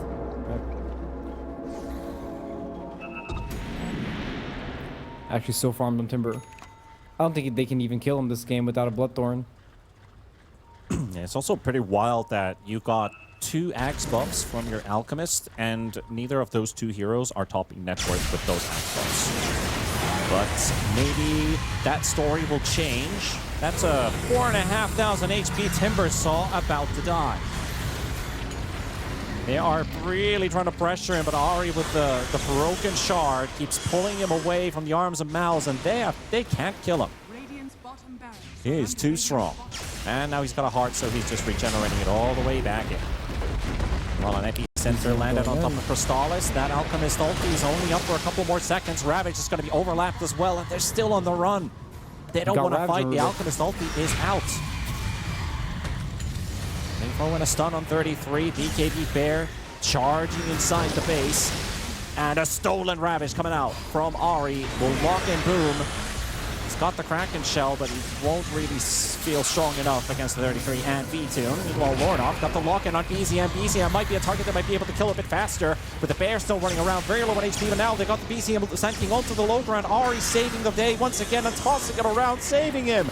And the Alchemist is now going to be TPing home, and Yamich is not going to be as lucky as BZM snipes him. 2 heroes down on the side of MOUZ, and the base is open. 33 and the Catapults doing work. Just when I said that Timber couldn't die, he almost killed him, but his build makes a lot of sense. He just tanks every single spell. The buyback coming out with the buyback. Let's see what they can do with the Vortex pulling into Ari. They got one of the saviors out of the back. Crystallis barely dropping there with the Chemical Rage, keeping him alive for now. Very close to one spell connecting, and he would have died. Yamich dieback. Ike might face the same situation. Another Vortex play. Crystallis landing with a stun. Ice Path to follow. Snowball comes out in the middle of all of this mayhem. It wasn't even a snowball, it was something else. But anyway, Crystallis dies, meaning that MOUZ has pretty much no defenders left in the base. Lornoff and Ike are going to have to hold this, just the 2 of them. Boom respawns. BKB is ready, but no Ravage. Lornoff jumping in on Ari. Buyback, almost a dieback. There we go, the Gush finishes him off. Ice Path on 2s. Beautifully set up there by Ike, but Lornoff will drop eventually. BZM loading up the epicenter. Boom will just go and collect that gem, stand his ground with his BKB. Whitemon, he's about to drop with Lornoff with the buyback. Boom getting a double kill for himself. BZM trying to make it his way out. Boom coming in with the buyback as well. And BZM with the Lornoff, another stun. 33 is going to be there as well. Lornoff low on mana, going for the deep dive again, and he will get BZM. Very back and forth fighting so far, but 33 is still untouchable with that Timber Saw. Lornoff is just trying to fight a safe way out, but Boom might just die back to the bear as VTune and 33 will shred and tear him apart. And they're still sieging the base, so nothing really changes with all these buybacks and diebacks. They still get the lane of Rex. And MOUZ they just don't have enough damage to be able to kill the Tundra heroes. They're just so tanky. Even the bear with the Dispel on the Savage Roar, the Timber with 5k HP. They're just so tanky. They're just lacking a lot of damage. If the Alk that he had at least like a Bloodthorn together with AC, maybe they could kill this Timber. But he's not even close. Some beautiful two-man Ice Path setups from Ike and the Vortex into the Concoction stuns, but really, like you said, damage issues. 5k HP Timber, 3k on the Lone Druid, 3k on the Sand King. And the Rubik and the Grimstroke just keep disappearing from sight because Ari is just tossing them around with that bloody-ass broken shard on that Rubik. Really frustrating the guys on the side of MOUZ. And what do they have to complement for that damage on the next round of items? Got an Octarine for the Tide. There's some more armor for the Alchemist. Homage about to die again. I mean, probably their only saving grace is going to be the Storm hitting 25 and then getting the Overload attack bounce. Yeah. But he's still quite far from that. He's probably not going to be 25 in time for this next push that's going to come top. Probably just need to defend this next wave top with the banner. Ari, oh, he lifted the Croaker instead of the Storm. Storm still probably would have been able to zip and zap out.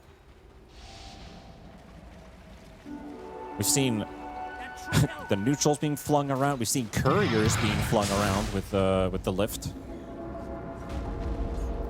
That's true. In last game, the Rubik lifted the courier by mistake. Radiant's top tower. The Timber just tanking everything. Out, but doesn't feel like it's a huge damage battery yet. I mean, more minus armor for him and Tidehunter with the Gush work together. Yeah, MOUZ, they have to be ready here when the Tundra comes and try to burst the target. I probably can't really burst Timber. Sand King also with the Shield Rune and Aegis, so he's not afraid to go in first. They'll probably place the banner here with the Sieges. Yep. The Sieges will freely hit the tower. And there comes the initiation, and the Alchemist is gone. He could buy back. He's got 80 seconds, but he has to return as the Homage is already out for the count for 50 seconds. 33 will hold the front while the Bear does all the work doing the structural damage. Lornoff. Yeah, you're focusing on the guy you have tried to kill a couple of times. 33 versus the world right now. He's forcing them back to the fountain. Even forced Crystallis to use his BKB just to survive in his own fountain. Boom is dying to the Bear. The lane of Rax is being... BZM is the guy with Sand King hitting the buildings right now. 33 and the Bear are doing other work. He's tanking the fountain now as well. Can they finally take him down? They're using Ravage and everything. 33, you've earned your respect, man. BZM in the fountain feeds the Aegis away. Nobody dead. Just nobody dies. BZM will follow into the graveyard with 33. And now they're on the hunt to clean up this base. Ari will go down. Whitelaw is going to drop as well as he's focused down next. And VTune will get away with his hero. The Bear also escapes. They hold? All right. I could say they hold. Yeah, there's not much left in this base. Never give up, T-Panda. Never give up, indeed. Never give up, no matter what. You know, maybe your enemy 1%. Dives the fountain. Maybe they dive the fountain just like that, and then they dive again, and then you just go through them. Yeah, that is the 1% out there. Please spam it in chat. Any 1% believers out there, this is your time. They got the Bear controlled, so it's a full team wipe. Will drop. There we go. Team wipe done. VTune's hero is the Bear. He respawned the bear. Imagine if you could just buy back as a bear. All right, not throwing any ideas for the devs, but I mean, you can still buy refresh and refresh the bear spell. you could, yeah. But that's like Well, Storm. triple the price.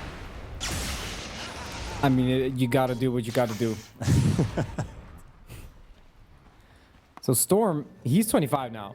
So maybe if Tundra they clump up again like that, and MOUZ they get one more fight, I can definitely see them coming back into this game. It's a lot harder because they're playing against Mega Creeps, but you never give up. Maybe your enemy makes some mistake, they dive the fountain again, because they just did, right? Timber and Sand King just died to the fountain. So Tundra probably going to play conservative, wait for the Sand King to get BKB and maybe even his 25 for them to go again. For them to make a smoke, and they're drawing a line. They have a smoke? No smoke on Grimstroke. Yeah, leaving Crystallis to protect the base, and he's queued up the Boots of Travel, so if he can finish it by cleaning up these Mega Creeps inside the base, of course he gets the extra gold, right? So Ooh, they might spot the Lone Druid. Dune, he's very slow without the boots, and they just jump him and nuke him down. 33 BZM. They get the stuns on the Stormstorm. He might get the same treatment. Lornoff does get the BKB off Joe just in time. 600 HP remaining, taking a beating from 33 BZM. He's trying to get in range for that epicenter. Slowing it up for a second. Ike is isolated now, and so is the Tusk. Both of the supports are going to be left for dead by the looks of it. They have their buybacks up in 30 seconds, though, but can they afford them is the question. Jakiro can. Tusk? No. Even though the Lone Druid died there, the bear just stays alive thanks to the Ags. Nice hero. Working as intended. They're in the base now. Anchor up the bear. Doesn't do too much to it. Now Lornoff jumping out from the fountain. The Soulbind is there. Nice double lift coming out as well from the Rubik. And they're going to try and nuke down the Storm Spirit. The Ravage coming out, but it's not going to help him. Dieback on the Storm. Gone for 2 minutes. And now Crystallis. You've got to try and hold this base together with Ike and Boom. It's 3 versus 4. They're going to lose the tie. They're going to lose the Jakiro. And they're going to lose that Alchemist in a matter of seconds, because the Ancient is falling. He buys an A on this just to live a bit longer, but it's, again, a three-peats of a third game extension for Tundra Esports. Should have told everybody to just believe. So amazing that we can theorize up to a specific point, and the rest is down to the execution of these players. So a lot of new heroes, heroes we haven't seen in the last 3 days being picked almost at all. I think we've been blessed with going outside of the meta a little bit as well during the course of this specific series. And, you know, an elimination game to also do that. Both teams are facing the fact that they lose this one. It's all over. We already saw the last major finalist, the runner-ups, Yandex, get knocked out from the tournament. Tundra has been in back-to-back Game 3s 3 times in a row now. They've managed the first 2. Can they do it again here?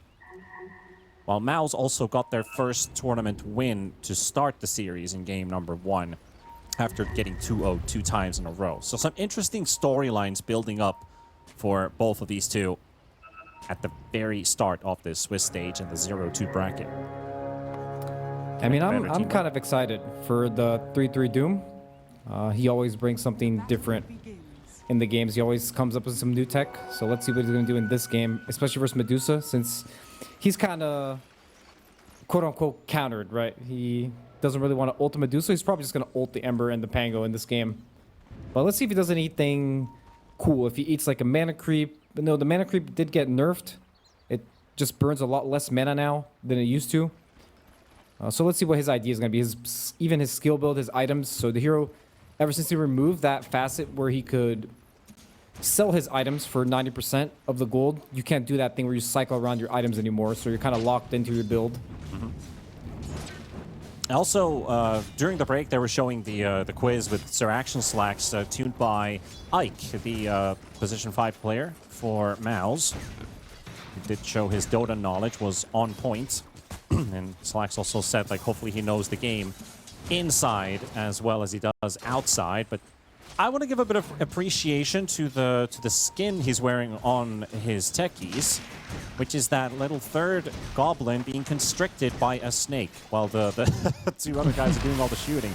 I don't know, this is just like the Dota 2 artists out there who make these amazing cosmetics. Kudos to all of you who keep coming up with these crazy ideas, because this one is, again, a banger. I have to agree. Techies has a lot of little cool cosmetics. Starting off the laning stage here for the cores, should expect a pretty brawly game. Talked a lot about the strengths of this Pangolier with the Mage Slayer, but how does it fare from the off-lane position? Of course, Boom has played this Pango 3 quite a lot. There are tons of off-lane Pango players, but he does suffer from the lack of experience, having to share it with somebody else, so that could give a bit of freedom for VICI on the Lifestealer. Well, in the spot lane, a lot of battling. 33 is holding the fort here with the Scorched Earth coming into play. Crystallis zoning the two heroes. Ari was trying to look for a Fade Bolt Zap. That could be the kill on the Techies if he just shows. 33 was also very low that Crystallis was trying to drag him his way. But the Techies will live. And so will 33 on Doom. Yeah. Really nice there that the Techies, he's soaking up a lot of the damage for the Medusa. A lot of times you see in these early games that Medusa, he gets really low mana and then he gets run over and just dies. So really important for the 5 to soak up a lot of the damage in lane so the carry can feel strong enough to be able to walk up and get last hits. So good job by Ike, just spamming a lot of regen and spamming on the Doom and the Rubik. So he's just dragging their attention so the Medusa can freely free farm and not feel so threatened by the enemy off lane.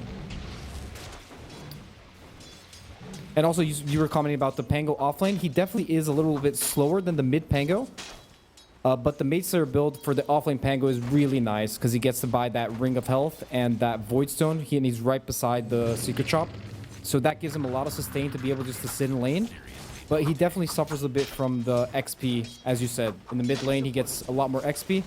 So it's just definitely a bit slower. But it's not worse, I would say. The Pangolier is a really strong hero in this patch. Yeah. I think Boom's going to be really happy to play this hero almost every game. You already see that he's almost with the Perseverance at 4 minutes. So he's going to be chilling in this lane, especially against the Lifestealer that doesn't really pressure early. Also a Phoenix that has just 1 base armor.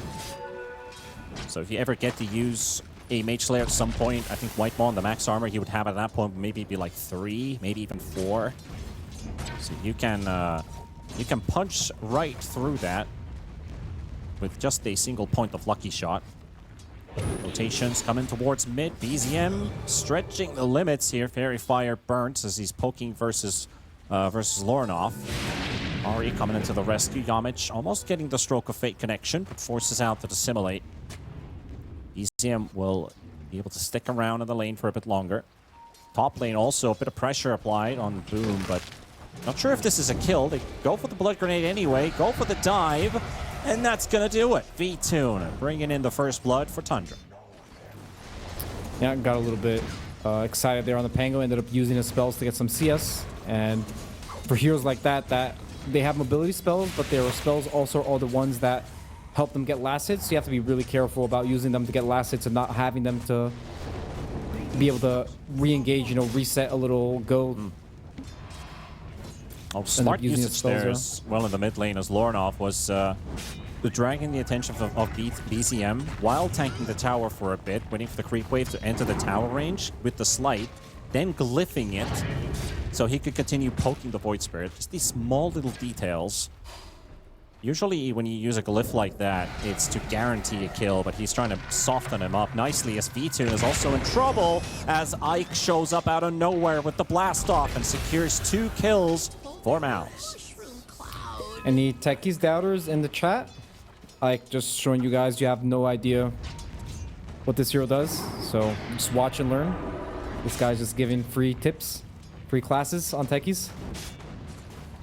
And again, one of those games where you have active rotating supports, but the meta is pushing these supports to the mid lane, so people aren't warding the gates. The twin gates used to be warded in last year's meta. Always between the 4 and the 7 minute mark, you would see it because a lot of teams would bring in their pause 1. You see gyrocopters, you see Ursas. along with their supports, coming in for like a 4-man gank onto the enemy carry. Crystallis was one of those guys who pulled that off a lot. And now we just don't see wards on the gates at all. Voronov is being focused on as BZM TP's back in, but he's already level 6. So he could opt to Remnant teleport home. Regen back up, has an 80 also in the bottle. Yeah, so Ember getting the 6-minute rune. Let's see if he chooses to run for the Wisdom here with his DD. He definitely wants to go there. It's probably going to be a free Wisdom, and he's already on his way to the Wisdom. He's already pinging it. A classic move, right? You get the 6-minute rune on the mid hero, and you go for the enemy Wisdom. Void Spirit looks like he wants to do the same thing, but he doesn't have boots, so he's going to be a little bit late. I guess he's not really going to go for the Wisdom. He's just going to pull the wave off and just do some damage to the tower. Remnant on the tower, though, for the Ember. He's going to contest this Wisdom. 33 is here. Doesn't have level 6, though. That 80 has already run his course. Now he's just doing roly-poly around, around the shrine here. Walking Lorinov around for a bit. And Lorinov might actually lose this fight, so he has to give up. Fancy movement there. 33 with the Scorched Earth just slightly faster than the Ember is. That meant the BZM has almost taken down the mid tower with the Ember missing from the lane. So it does come at a very heavy cost. Yeah, that was very costly. The Medusa didn't want to walk over to help the Ember on the rune, and the techies also didn't want to commit. So that ended up costing them a lot. Ember got really low. I mean, he gets the heal up to full from base, but a lot of damage done to his tower mid. And he was winning this lane mid on Ember. Him being gone for those 30, 40 seconds just gets the Void Spirit back into the game easily. And that sequence isn't even fully over because Whitemon saw Ike going through the portal there, so that gave VTune the warning sign that there's a gank coming in. You will die if you don't get your rage off. So he rages and runs away. That actually allowed them to get his infest up while Whitemon was putting the pressure on Ike, and Ike had to actually suicide jump away or blast off away and teleport out. So a couple good sequences for Tundra, being at the right place at the right time. Now trying to turn around on BZM. That line will not do enough damage to blow up the Void. Plus he has a regen rune, so he'll be completely fine with that. And they scout a couple of stacks in here. BZM could farm them. Yeah, has that regen going. Really nice. He still has it. As well on Boom. Trying to isolate BZM. Good stun lock. And they've got it. They got the kill on BZM. He did clean up the stack, so he got a bit of gold his way. But a kill is a kill. He's still last in net worth out of all the 6 cores. A bit of catching up to do. See the power of the Grimstroke there. Following up on the stun and also really being annoying with the silence. Punishing the Void Spirit when it comes to steal the stacks. And I feel like this is pretty good for MOUZ. Medusa just being uncontested, just getting to sit bottom and...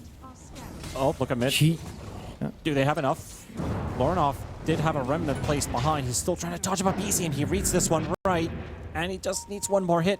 Just one more poke. He's got no vessel charges or urn charges. He'd love to get this kill just to enable him to get another target to focus on. And this could just be a bit of a domino effect to find another target to kill. As the Doom's going to be connected onto Ike. Boom's arriving as well, dropping that Rolling Thunder onto 33, and he doesn't quite get to the high ground. They've got the Pango stuck inside a small spot next to the waterfall, and just gets perfect connections after that to finish off 33. A nice TP there from Pango. And this is the ideal Pango gameplay, is you want a TP from your lane to be able to use your ulti to react to something that's happening, and you walk back the lane. And you definitely want to keep this tower up for MOUZ. Medusa's just super free farming here, getting every single wave for free, getting full XP. This is like the Medusa dream, not being contested and holding your tower. So he's doing an excellent job on Crystallis. Yeah, I would say both carries in this game, Lifestealer and the Medusa, love a long laning stage. Yeah. And the only sad part for Lifestealer is that he's getting a lot of his XP sapped. So he's level 7 while Medusa's level 9. And Medusa can also jungle faster, so that's why he's just a little bit ahead of the Lifestealer there in terms of levels. Progress towards the Radiance, though. 33 are going to get jumped on. No Doom. Has the ice armor, plus the swiftness aura coming in from the drums. So he's able to run away from Lorinov, Yamich, and Stalis. Back to the mid lane, we've seen a bit of battling going on. BZM constantly hunting for opportunities to kill. Ari and 33 aren't done yet. Looks like even with a half HP Doom, they want to make a play happen. Or at least pull the wave so that tower could fall faster. And we see both mid laners going for that Mage Slayer. Kind of funny that you see Pango and Ember on the same team, and they're both buying Mage Slayer, but it's pretty standard, right? That these heroes, they want to buy Mage Slayer. It just makes sense for them. Of course, the Mage Slayer buff doesn't really stack. It's kind of like Radiance. There's not 2 Radiances applied, but the items is so good that it just makes a lot of sense for these heroes to buy it. Yeah, that kind of brings up to the idea of building 2 Radiances in the team, and some guys in the team are going to be like, it's all right. And a bit of Copia connected to that. I think the double Mage Slayer is fine. Just considering the stuff. Ooh, got the Arcane, on the Ember. Despite getting hit by the Remnant, by BZM. And of course, with the Mage Slayer already done on the Pangolier, does force the Void back. Yeah. Pango playing very active, being part of the game, TPing for the rune, TPing bottom. He doesn't just want to sit in this lane and just watch a Lifestealer farm, since he can't really pressure the Lifestealer that much. So he chooses to use his TP a lot and be very active in the game. I like it a lot. I think it's the best way to play Pangolier. You just don't want to AFK farm. And they're going to pressure this tower. Lifestealer already has that Sacred Relic, so he's starting to pack a punch. 3 versus 1 against Doom and top. He's dodging the abilities really nicely, though. Got hit by the Remnant, could have been a whole different situation. Stands his ground nicely. BZM does get hit by Ike. Still on the chase here. 100 HP remaining on BZM with that dot ticking on him, and no Rolling Thunder yet. Boom, he's got to get hit by the egg. He might need to run. Ari steals the Rolling Thunder. Had a good ultimate for the next fight, despite the egg being used by Whitemon. And actually going for a bit of a dive there onto Ike. 100 HP remaining will be enough for the techies to run back to base. Both calls. A lot of just farming, especially for the Doom and the Medusa. Doom with that drums going into the Raps next. The Raps kind of substituting the pipe in a lot of these games, right? You see a lot of games people buy pipe, but they just buy the Raps now. Such a good item. And he also gets that Purge creep versus the Ember Spirit, right? It's very good versus Ember. He's Purge's shield. He can also Purge.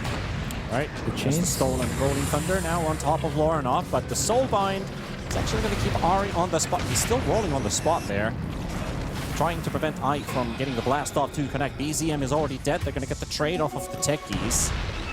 Lorinov is coming back to action with a Haster, and I think he's going to commit to this one quite deep.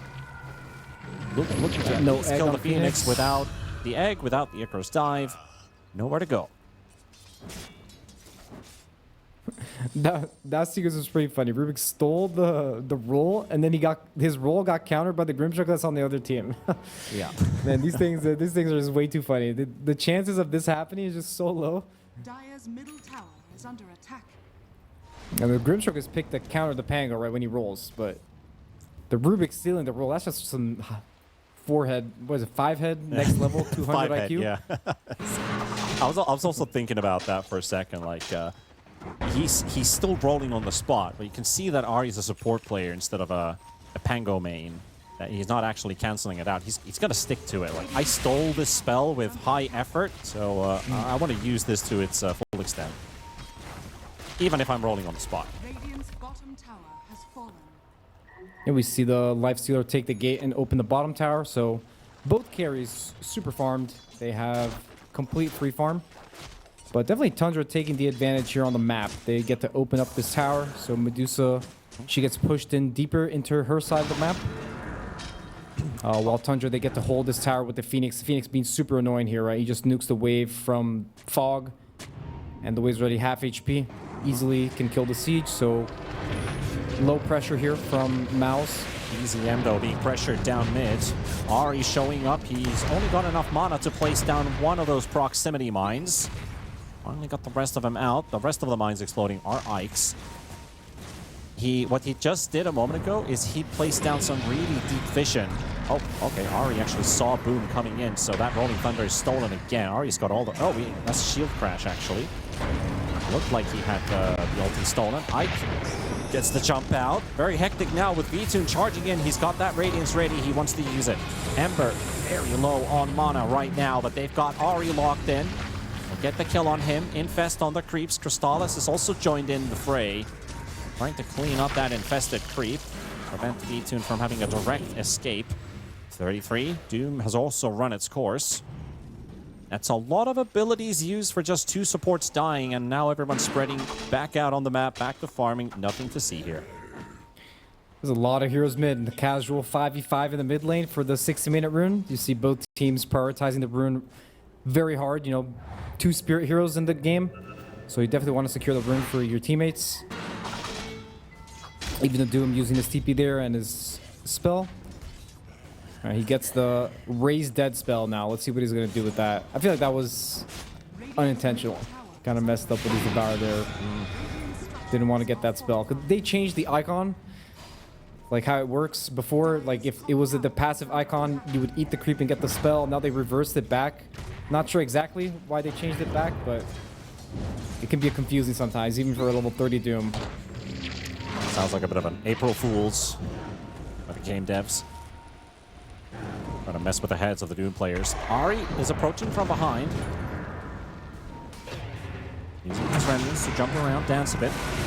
Spirit is silenced for the time being, but Doom does get the Rolling Thunder out. The blast off only connects onto the Void Spirit, and again, the same interaction as before. Rolling Thunder on top of Rolling Thunder, on top of the Soulbind being out there, so Ari was stuck on the spot for a very long time. Tundra losing 2 heroes now. 33, trying to make a run for it with the Scorched Earth, running a bit faster than Lorinov and Boom. They're still going to end up catching him. And all the slows that they have. And he doesn't have time to hit the bug, unfortunately. Ari is going to try and help him clean that bug up. There's more grenades, and the grasp, the Gorgon's grasp catches him at the final pixel. Meanwhile, VTune finishes off a tower in mid while Tundra lose 4 heroes. A long chase, which is pretty profitable for MOUZ in the end. Yeah, what a disaster there from and the Soulbind stopping the Rubik roll a lot. And even the back try to even help them end up feeding as well. And Void Spear already bottom net worth of the cores. He's having a rough one.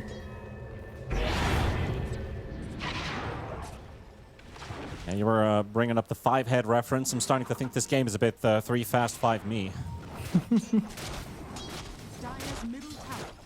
Catching the next Vin Diesel sequel here in this Dota game. Tango also having that Ags queued up. Will be very handy to apply that Mage Slayer debuff on multiple heroes. I mean, Tundra, even though they lost that fight, they managed to keep this top tower alive, which is really big for their map. Kind of constricts Medusa's farm just to her side. Doesn't get to farm the extra camps on the Tundra side. So even though they lose some fights, Tundra's really good at their map movement and how they want to approach the game after they make some small mistakes. I see what you did there, come Loves. in. See what this smoke's going to lead into. 4 heroes approaching the Constrictor herself.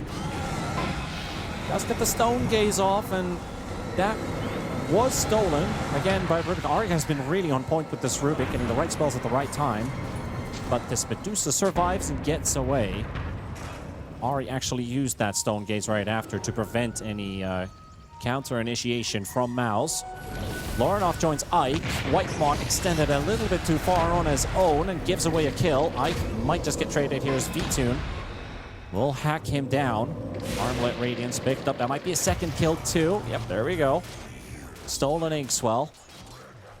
Should start giving Ari some tips. He hasn't really done like game-changing ability steals or ulti steals so far, but he's got all the right spells, which kind of prevents MOUZ from like sometimes fully committing because of the abilities that he has. And definitely very experienced Rubik player. Knows what spells he wants to take. And they will go for it. Can they even kill this Torm? I guess they can as 4. Remember, the Torm is a lot harder to kill now after the new patch. So you need to bring multiple heroes to be able to kill it. think they will be able to. The supports will get really low here, but just enough. Nice stuff from Tundra. They bring the exact amount of heroes they need to be able to kill this Storm. Dire structures. Very, very handy shard to have. Well, on that Phoenix. Yeah, it's really good. You can use the Sun Ray and the Egg. Doesn't have to spend gold to buy that. That's the nicest part. He can finish his Solar Crest. They did delete the miss chance that Phoenix used to apply though, so slightly a bit of a bummer. Missing out on one of his strongest applications this hero has actually had in a long time. I guess it's just a little bit less broken, right? That's the better way to think about it. It's still really good that you can use it, but just a little bit worse in that regard. Surprised that Void Spirit still hasn't bought the shard. It's usually his farming tool for this hero. This hero has a really big problem about getting gold fast. He does have it in his quick buy. He has purchased the Diadem for now because he really needs the Manta. Yep. And now smoked up, playing off the Medusa butterfly timing, so she's feeling like she's unkillable. Yep. Let's see what this clash is going to be taking place. Two Illusions will reveal the location of them for now. And actually TPing out on the Ember. He does have a Remnant, but they're going to be jumping in at the same time. Yamage is going to be the target, and he's going to go down. Starless with a Soulbind landed in there. Boom's going to get that Rolling Thunder to connect onto BZM, and BZM doesn't get anything out either. Now he's only going to be out for the count. I think it'll reconnect it onto the Phoenix as well. He does drop the Egg, and they're going to be able to destroy that Egg from the high ground position. And now going to be chasing over more Tundra heroes. Ari going to be focused. 33, landing the Doom onto the Pangolier. Boom is going to try and TP home. It looks like he is going to survive. That Doom's not going to last for a very long time. Lauren off with the chains onto 33, hoping to find another kill here.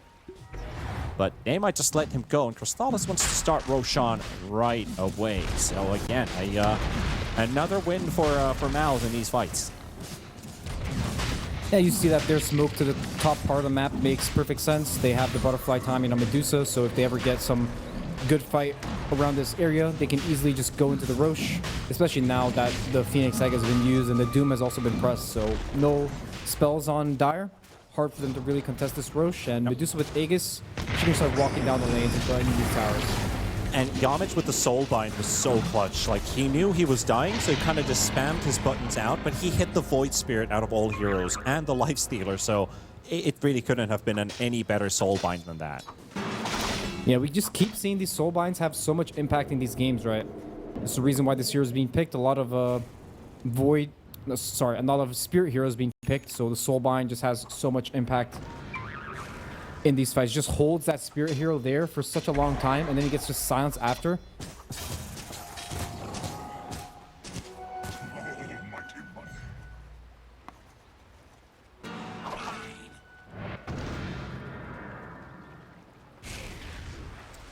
MOUZ will continue to apply the pressure now with the Medusa feeling strong with the Aegis. And as you mentioned, the butterfly timing that came up. Scotty queued up next. It's going to be a lot easier now to park the team behind the Medusa, doing all the hard work. Lornov is also scouting aggressively, and if there was a Doom, that could have been a bit of a mistake, but he knows it's still in cooldown, long cooldown on that Doom ability. Interesting, this game, Ember, he went for the Consecrated Wraps. So he's feeling like he needs to be tankier, more match resistance. That's a little bit of an uncommon item on Ember. Nice little shift there. And BZM. Yeah, he doesn't get out of the stun lock and the silence on top of him, so it's just an easy grab for Boom. Nice rotation there from Boom. He's not clearing the chain. Also got the tower. Ike is almost getting a solo kill on this Phoenix. Phoenix has to Egg, and here comes the Medusa to just destroy that Egg right away. That was like an Ike solo play pretty much there. It's kind of falling apart for Tundra here. Ike knows his techies. He does. And I do think this techies hero is a really good hero in this patch. I think the way they changed the hero, it made his impact a lot more reliable, especially with the taser. Even though it's not a good taser game this game, I do think it's a very good hero in this patch. We're going to see more and more of that hero the more the pros start practicing it again. Because it hasn't ever... I mean, there was a point where it was a little meta, but not really like every game techie spam. But So the And more also- people get comfortable with the hero, the more they're going to pick it. And as long as this patch remains, that could also be a good thing for MOUZ. You have these two good techies players in this team. Having the option to flex it. Now the Doom connected onto Boom. Very valuable kill. I don't think they have anything to keep them alive, to reduce the damage coming out from that Doom. Whitemon will be there to help them secure that kill. So Tundra will find something with the usage from 33 showing up. He's also holding on to the Purge ability for quite a long time. It is, of course, a very strong ability, but what are the main things he's looking to use the Purge on? It's really valued to have the Purge versus Ember specifically, because you can just either Purge his shield, or you can also just Purge yourself from the chains. So it's really value versus Ember. It's hard to play Ember versus the spell. Versus Techies too, actually. You can Purge the Reactive Taser. The Taser, so that's also... But mostly it's used as a defensive tool against Ember. That's the main use of the Purge. Lorinov, again, behind enemy lines. Doesn't get hit by the Remnant once again. They almost got the stun lock to combine the Inkswell and the Remnant. So runs it off. B-Tune does run into Crystallis down at the bottom. They're actually looking to kill this Medusa. But it's just the two of them. If there were more, they might have committed to it. They were hugging each other's there for like 5 seconds, not really reacting to each other's at all. Then V2 was like, should I hit this guy? Oh, he's got a butterfly. I'm not sure if I'm hitting this guy at all. And that's why he's got that MKB queued up. But it might come... Actually, it might not even come after the Basher because he already picked up the Demon Edge. I think you need that MKB ASAP. He's probably just going to go for the MKB first. And he's actually not that far behind Medusa. Of course, this matchup is very favorable for Medusa since she doesn't really care that much about the feast. But I still think Lifestealer can just kill Medusa with MKB. He can definitely just kill this hero. He can spy Disperser later and just scale really well with the Ghoul Frenzy. Just gets bonus attack speed. He might not buy the Diffusal, but he can definitely just chew through this Medusa at some point in the game. Especially late game. I think Tundra's late game is really strong as well. You can never really doubt Doom late game, especially when he gets his 25, when he can just apply Mute. So you can just Doom the Medusa. She won't be able to press any items. But a pretty even game. And I'm glad neither it is. Team, because neither team really taking the lead. I think we saw the best of both teams in Game 1 and Game 2, and only rightfully so, Game 3 ends up being a bit more even. Dota Plus doesn't agree on our assessment. There is some truth to it, but not the whole picture. Again, it is a statistic versus humans, because as you can see, the 21% are just jumping on the Medusa, doomed up as well. Trying to make a run for it. Absolute mayhem. Eggs, rolling thunders, everything set in a very tight space. And then Medusa is just walking it off. She will survive for now. And boom, gets 33 and V2 locked up with their stuns. And they'll be able to get Icon 33 traded. 1-for-1 there. Of course, earlier on, they did kill Yamich on the Grim. Lorinov hunting down Whitemon, making it 2-for-2. Boom, chasing BZM. V-Tune has already TP'd home, so the fight is over. And my god, I mean, Medusa doesn't care about the Doom. Absolutely is true in this sense. Yeah, just walked it off. He had just finished his Scotty there on Medusa, so he's just extra tanky. And Lifestealer still didn't have his MKB there. So it was pretty close, you know. It was pretty close considering that Lifestealer didn't have MKB. So I think next fight, if they get a jump like that on Medusa again, I think he might just die. Yeah. Honestly. And you see the lack of crowd control, really. It's like they start with the lift, and Medusa kept running from that moment onward. Yeah, I don't think Rubik, he had like a good spell in that engagement yet. He just ended up stealing a spell later. And the Voice Spirit couldn't really follow up on the Rubik lift. You can start to feel a bit of I wouldn't say stress, a bit of disappointment there. It's like, yeah, we used everything. Not in the best way we kind of hoped, but they just couldn't lock down the Medusa. Now that same Medusa is hitting your tier 3. Radiant scan into they the don't mid have lane. Doom. And no Doom, no Egg. Well, the Egg's going to be up in 15. Are they trying to catch V2 maybe in mid? They used that scan there a moment ago. Or BZM maybe. Boom going in, Rolling Thunder, lockdown coming out as well. The force step forward, does get to assimilate. PVISION jumping in with the Astral Step, he's gonna be okay. And now the Egg and the Doom are on B2. Gets to work. Starts hacking Crystallis. Forces out the Stone Gaze. They counter smoke. Tundra, they smell blood in the water. Can they still catch them? This is going to be a tight run. They're TPing out. 1, 2. Ike is spreading out on the map. The scan connects on Lornoff and Boom. And they're just not going to make it there in time. Ike is going to be the only catch they're going to be finding here. Last stop also gets cancelled out by the Remnant, so V2 will pick himself a kill. They did get a bit of chip damage on the tier 3, but not much on top of that. You see how good understanding these players have about the game. You know, as soon as Medusa presses her ult, they just immediately walk back and kite, and then they wait a couple seconds, then immediately smoke, knowing that it's really hard for Medusa to fight when she doesn't have her ult. So, really good stuff from both teams. You know, Medusa knowing that Doom doesn't have ult, so they want to force the high ground there. Void Spirit just finished his Manta, so he was able to dispel the Phantoms and Brave from the Grimstroke. That's why he got out of that engagement. Also, the Force Staff from the Rubik helped him live there. So, good understanding from both teams. They both know exactly what they're trying to accomplish and do. Another Tormentor. Again, going in the favor of Tundra. And here we go. There's the S-tier shard for Ahri. One of the reasons that makes Rubik a really contested hero in this patch is his shard got changed. So he basically can move his allies further away than it was before. And you would be surprised how much of a big difference that makes. It can save a hero. And before, it didn't really save a hero that much. It would just slightly move him, but now it moves him a lot. Roshan is up. They will roar here when MOUZ starts hitting it. And Daedalus on Medusa. So Medusa actually does damage now. She does. The roar comes out, but Tundra are close enough to try and go for the contest. Ahri, they draw an Ike. They have a Kinder Surprise with 33.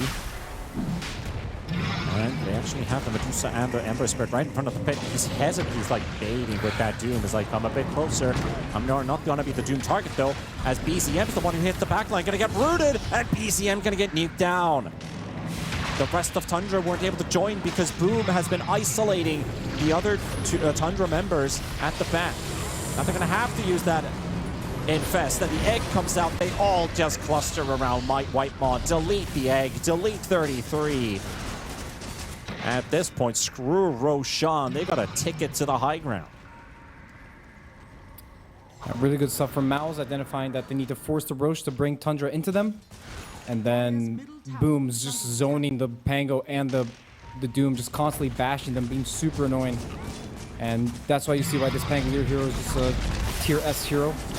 Just so annoying to play against, just constantly rolling and bashing you, and this roll just seems like it doesn't ever end. It always gets really difficult when the allies aren't on the same monitor length as you are. And there's small moments of disconnect here and there, but let's see what comes out of this defense. Ahri is being chased by Lornoff, and the rest of the crew are just finishing off the melee racks, zoning BZM. They still don't have an answer to this Medusa, and they're just keeping them at bay. Tundra will not get the chance to respond. Roche gonna start walking bottom in 10 seconds. Will they see this DD rune? Probably another good chance for them to smoke. They have all their spells on MOUZ. Yep. Now he gives Medusa the bottle. Let's see if they're gonna smoke. They have 2 smokes on Radiant. There we go. Medusa illusion strong enough to cut the wave. Radiant scan is on point. There's no Doom for 30 seconds. They're just going to go straight in. They're not going to wait. Ahri in a position to get caught right away. He was hoping to pump some smokes, but he's on the low ground. And so MOUZ get the they get the advantage on this one, 33. BKB up, chased by the entire MOUZ roster. And they will take him down. Big kill. And V-Tune is trying to Delta split down south. Whiteman is also just doing the only thing that they can do is cut waves. And lucky for Tundra, the Void Spirit was pushing out some of the waves, so they won't lose any buildings yet. but they will lose this Roche. And this is second Roche, so they will get the banner to be able to push. And they're probably just going to push straight up after this Roche on MOUZ. Pango rolling 40 seconds. That's going to be up by the time Doom is up. Awesome, good work from Ike there in the back line. Found the Phoenix and the Lifestealer. He was able to draw them in, so Lornov can not only just force the egg, but also get a kill off of Whitemon. So the next team fight will only have the Doom. No Phoenix egg for 100 seconds. So really good work from Ike there.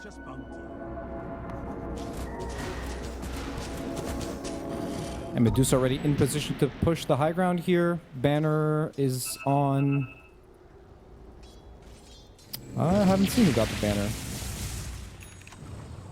Did they not pick it up? It's in the pit. It's in the I pit, see. yeah.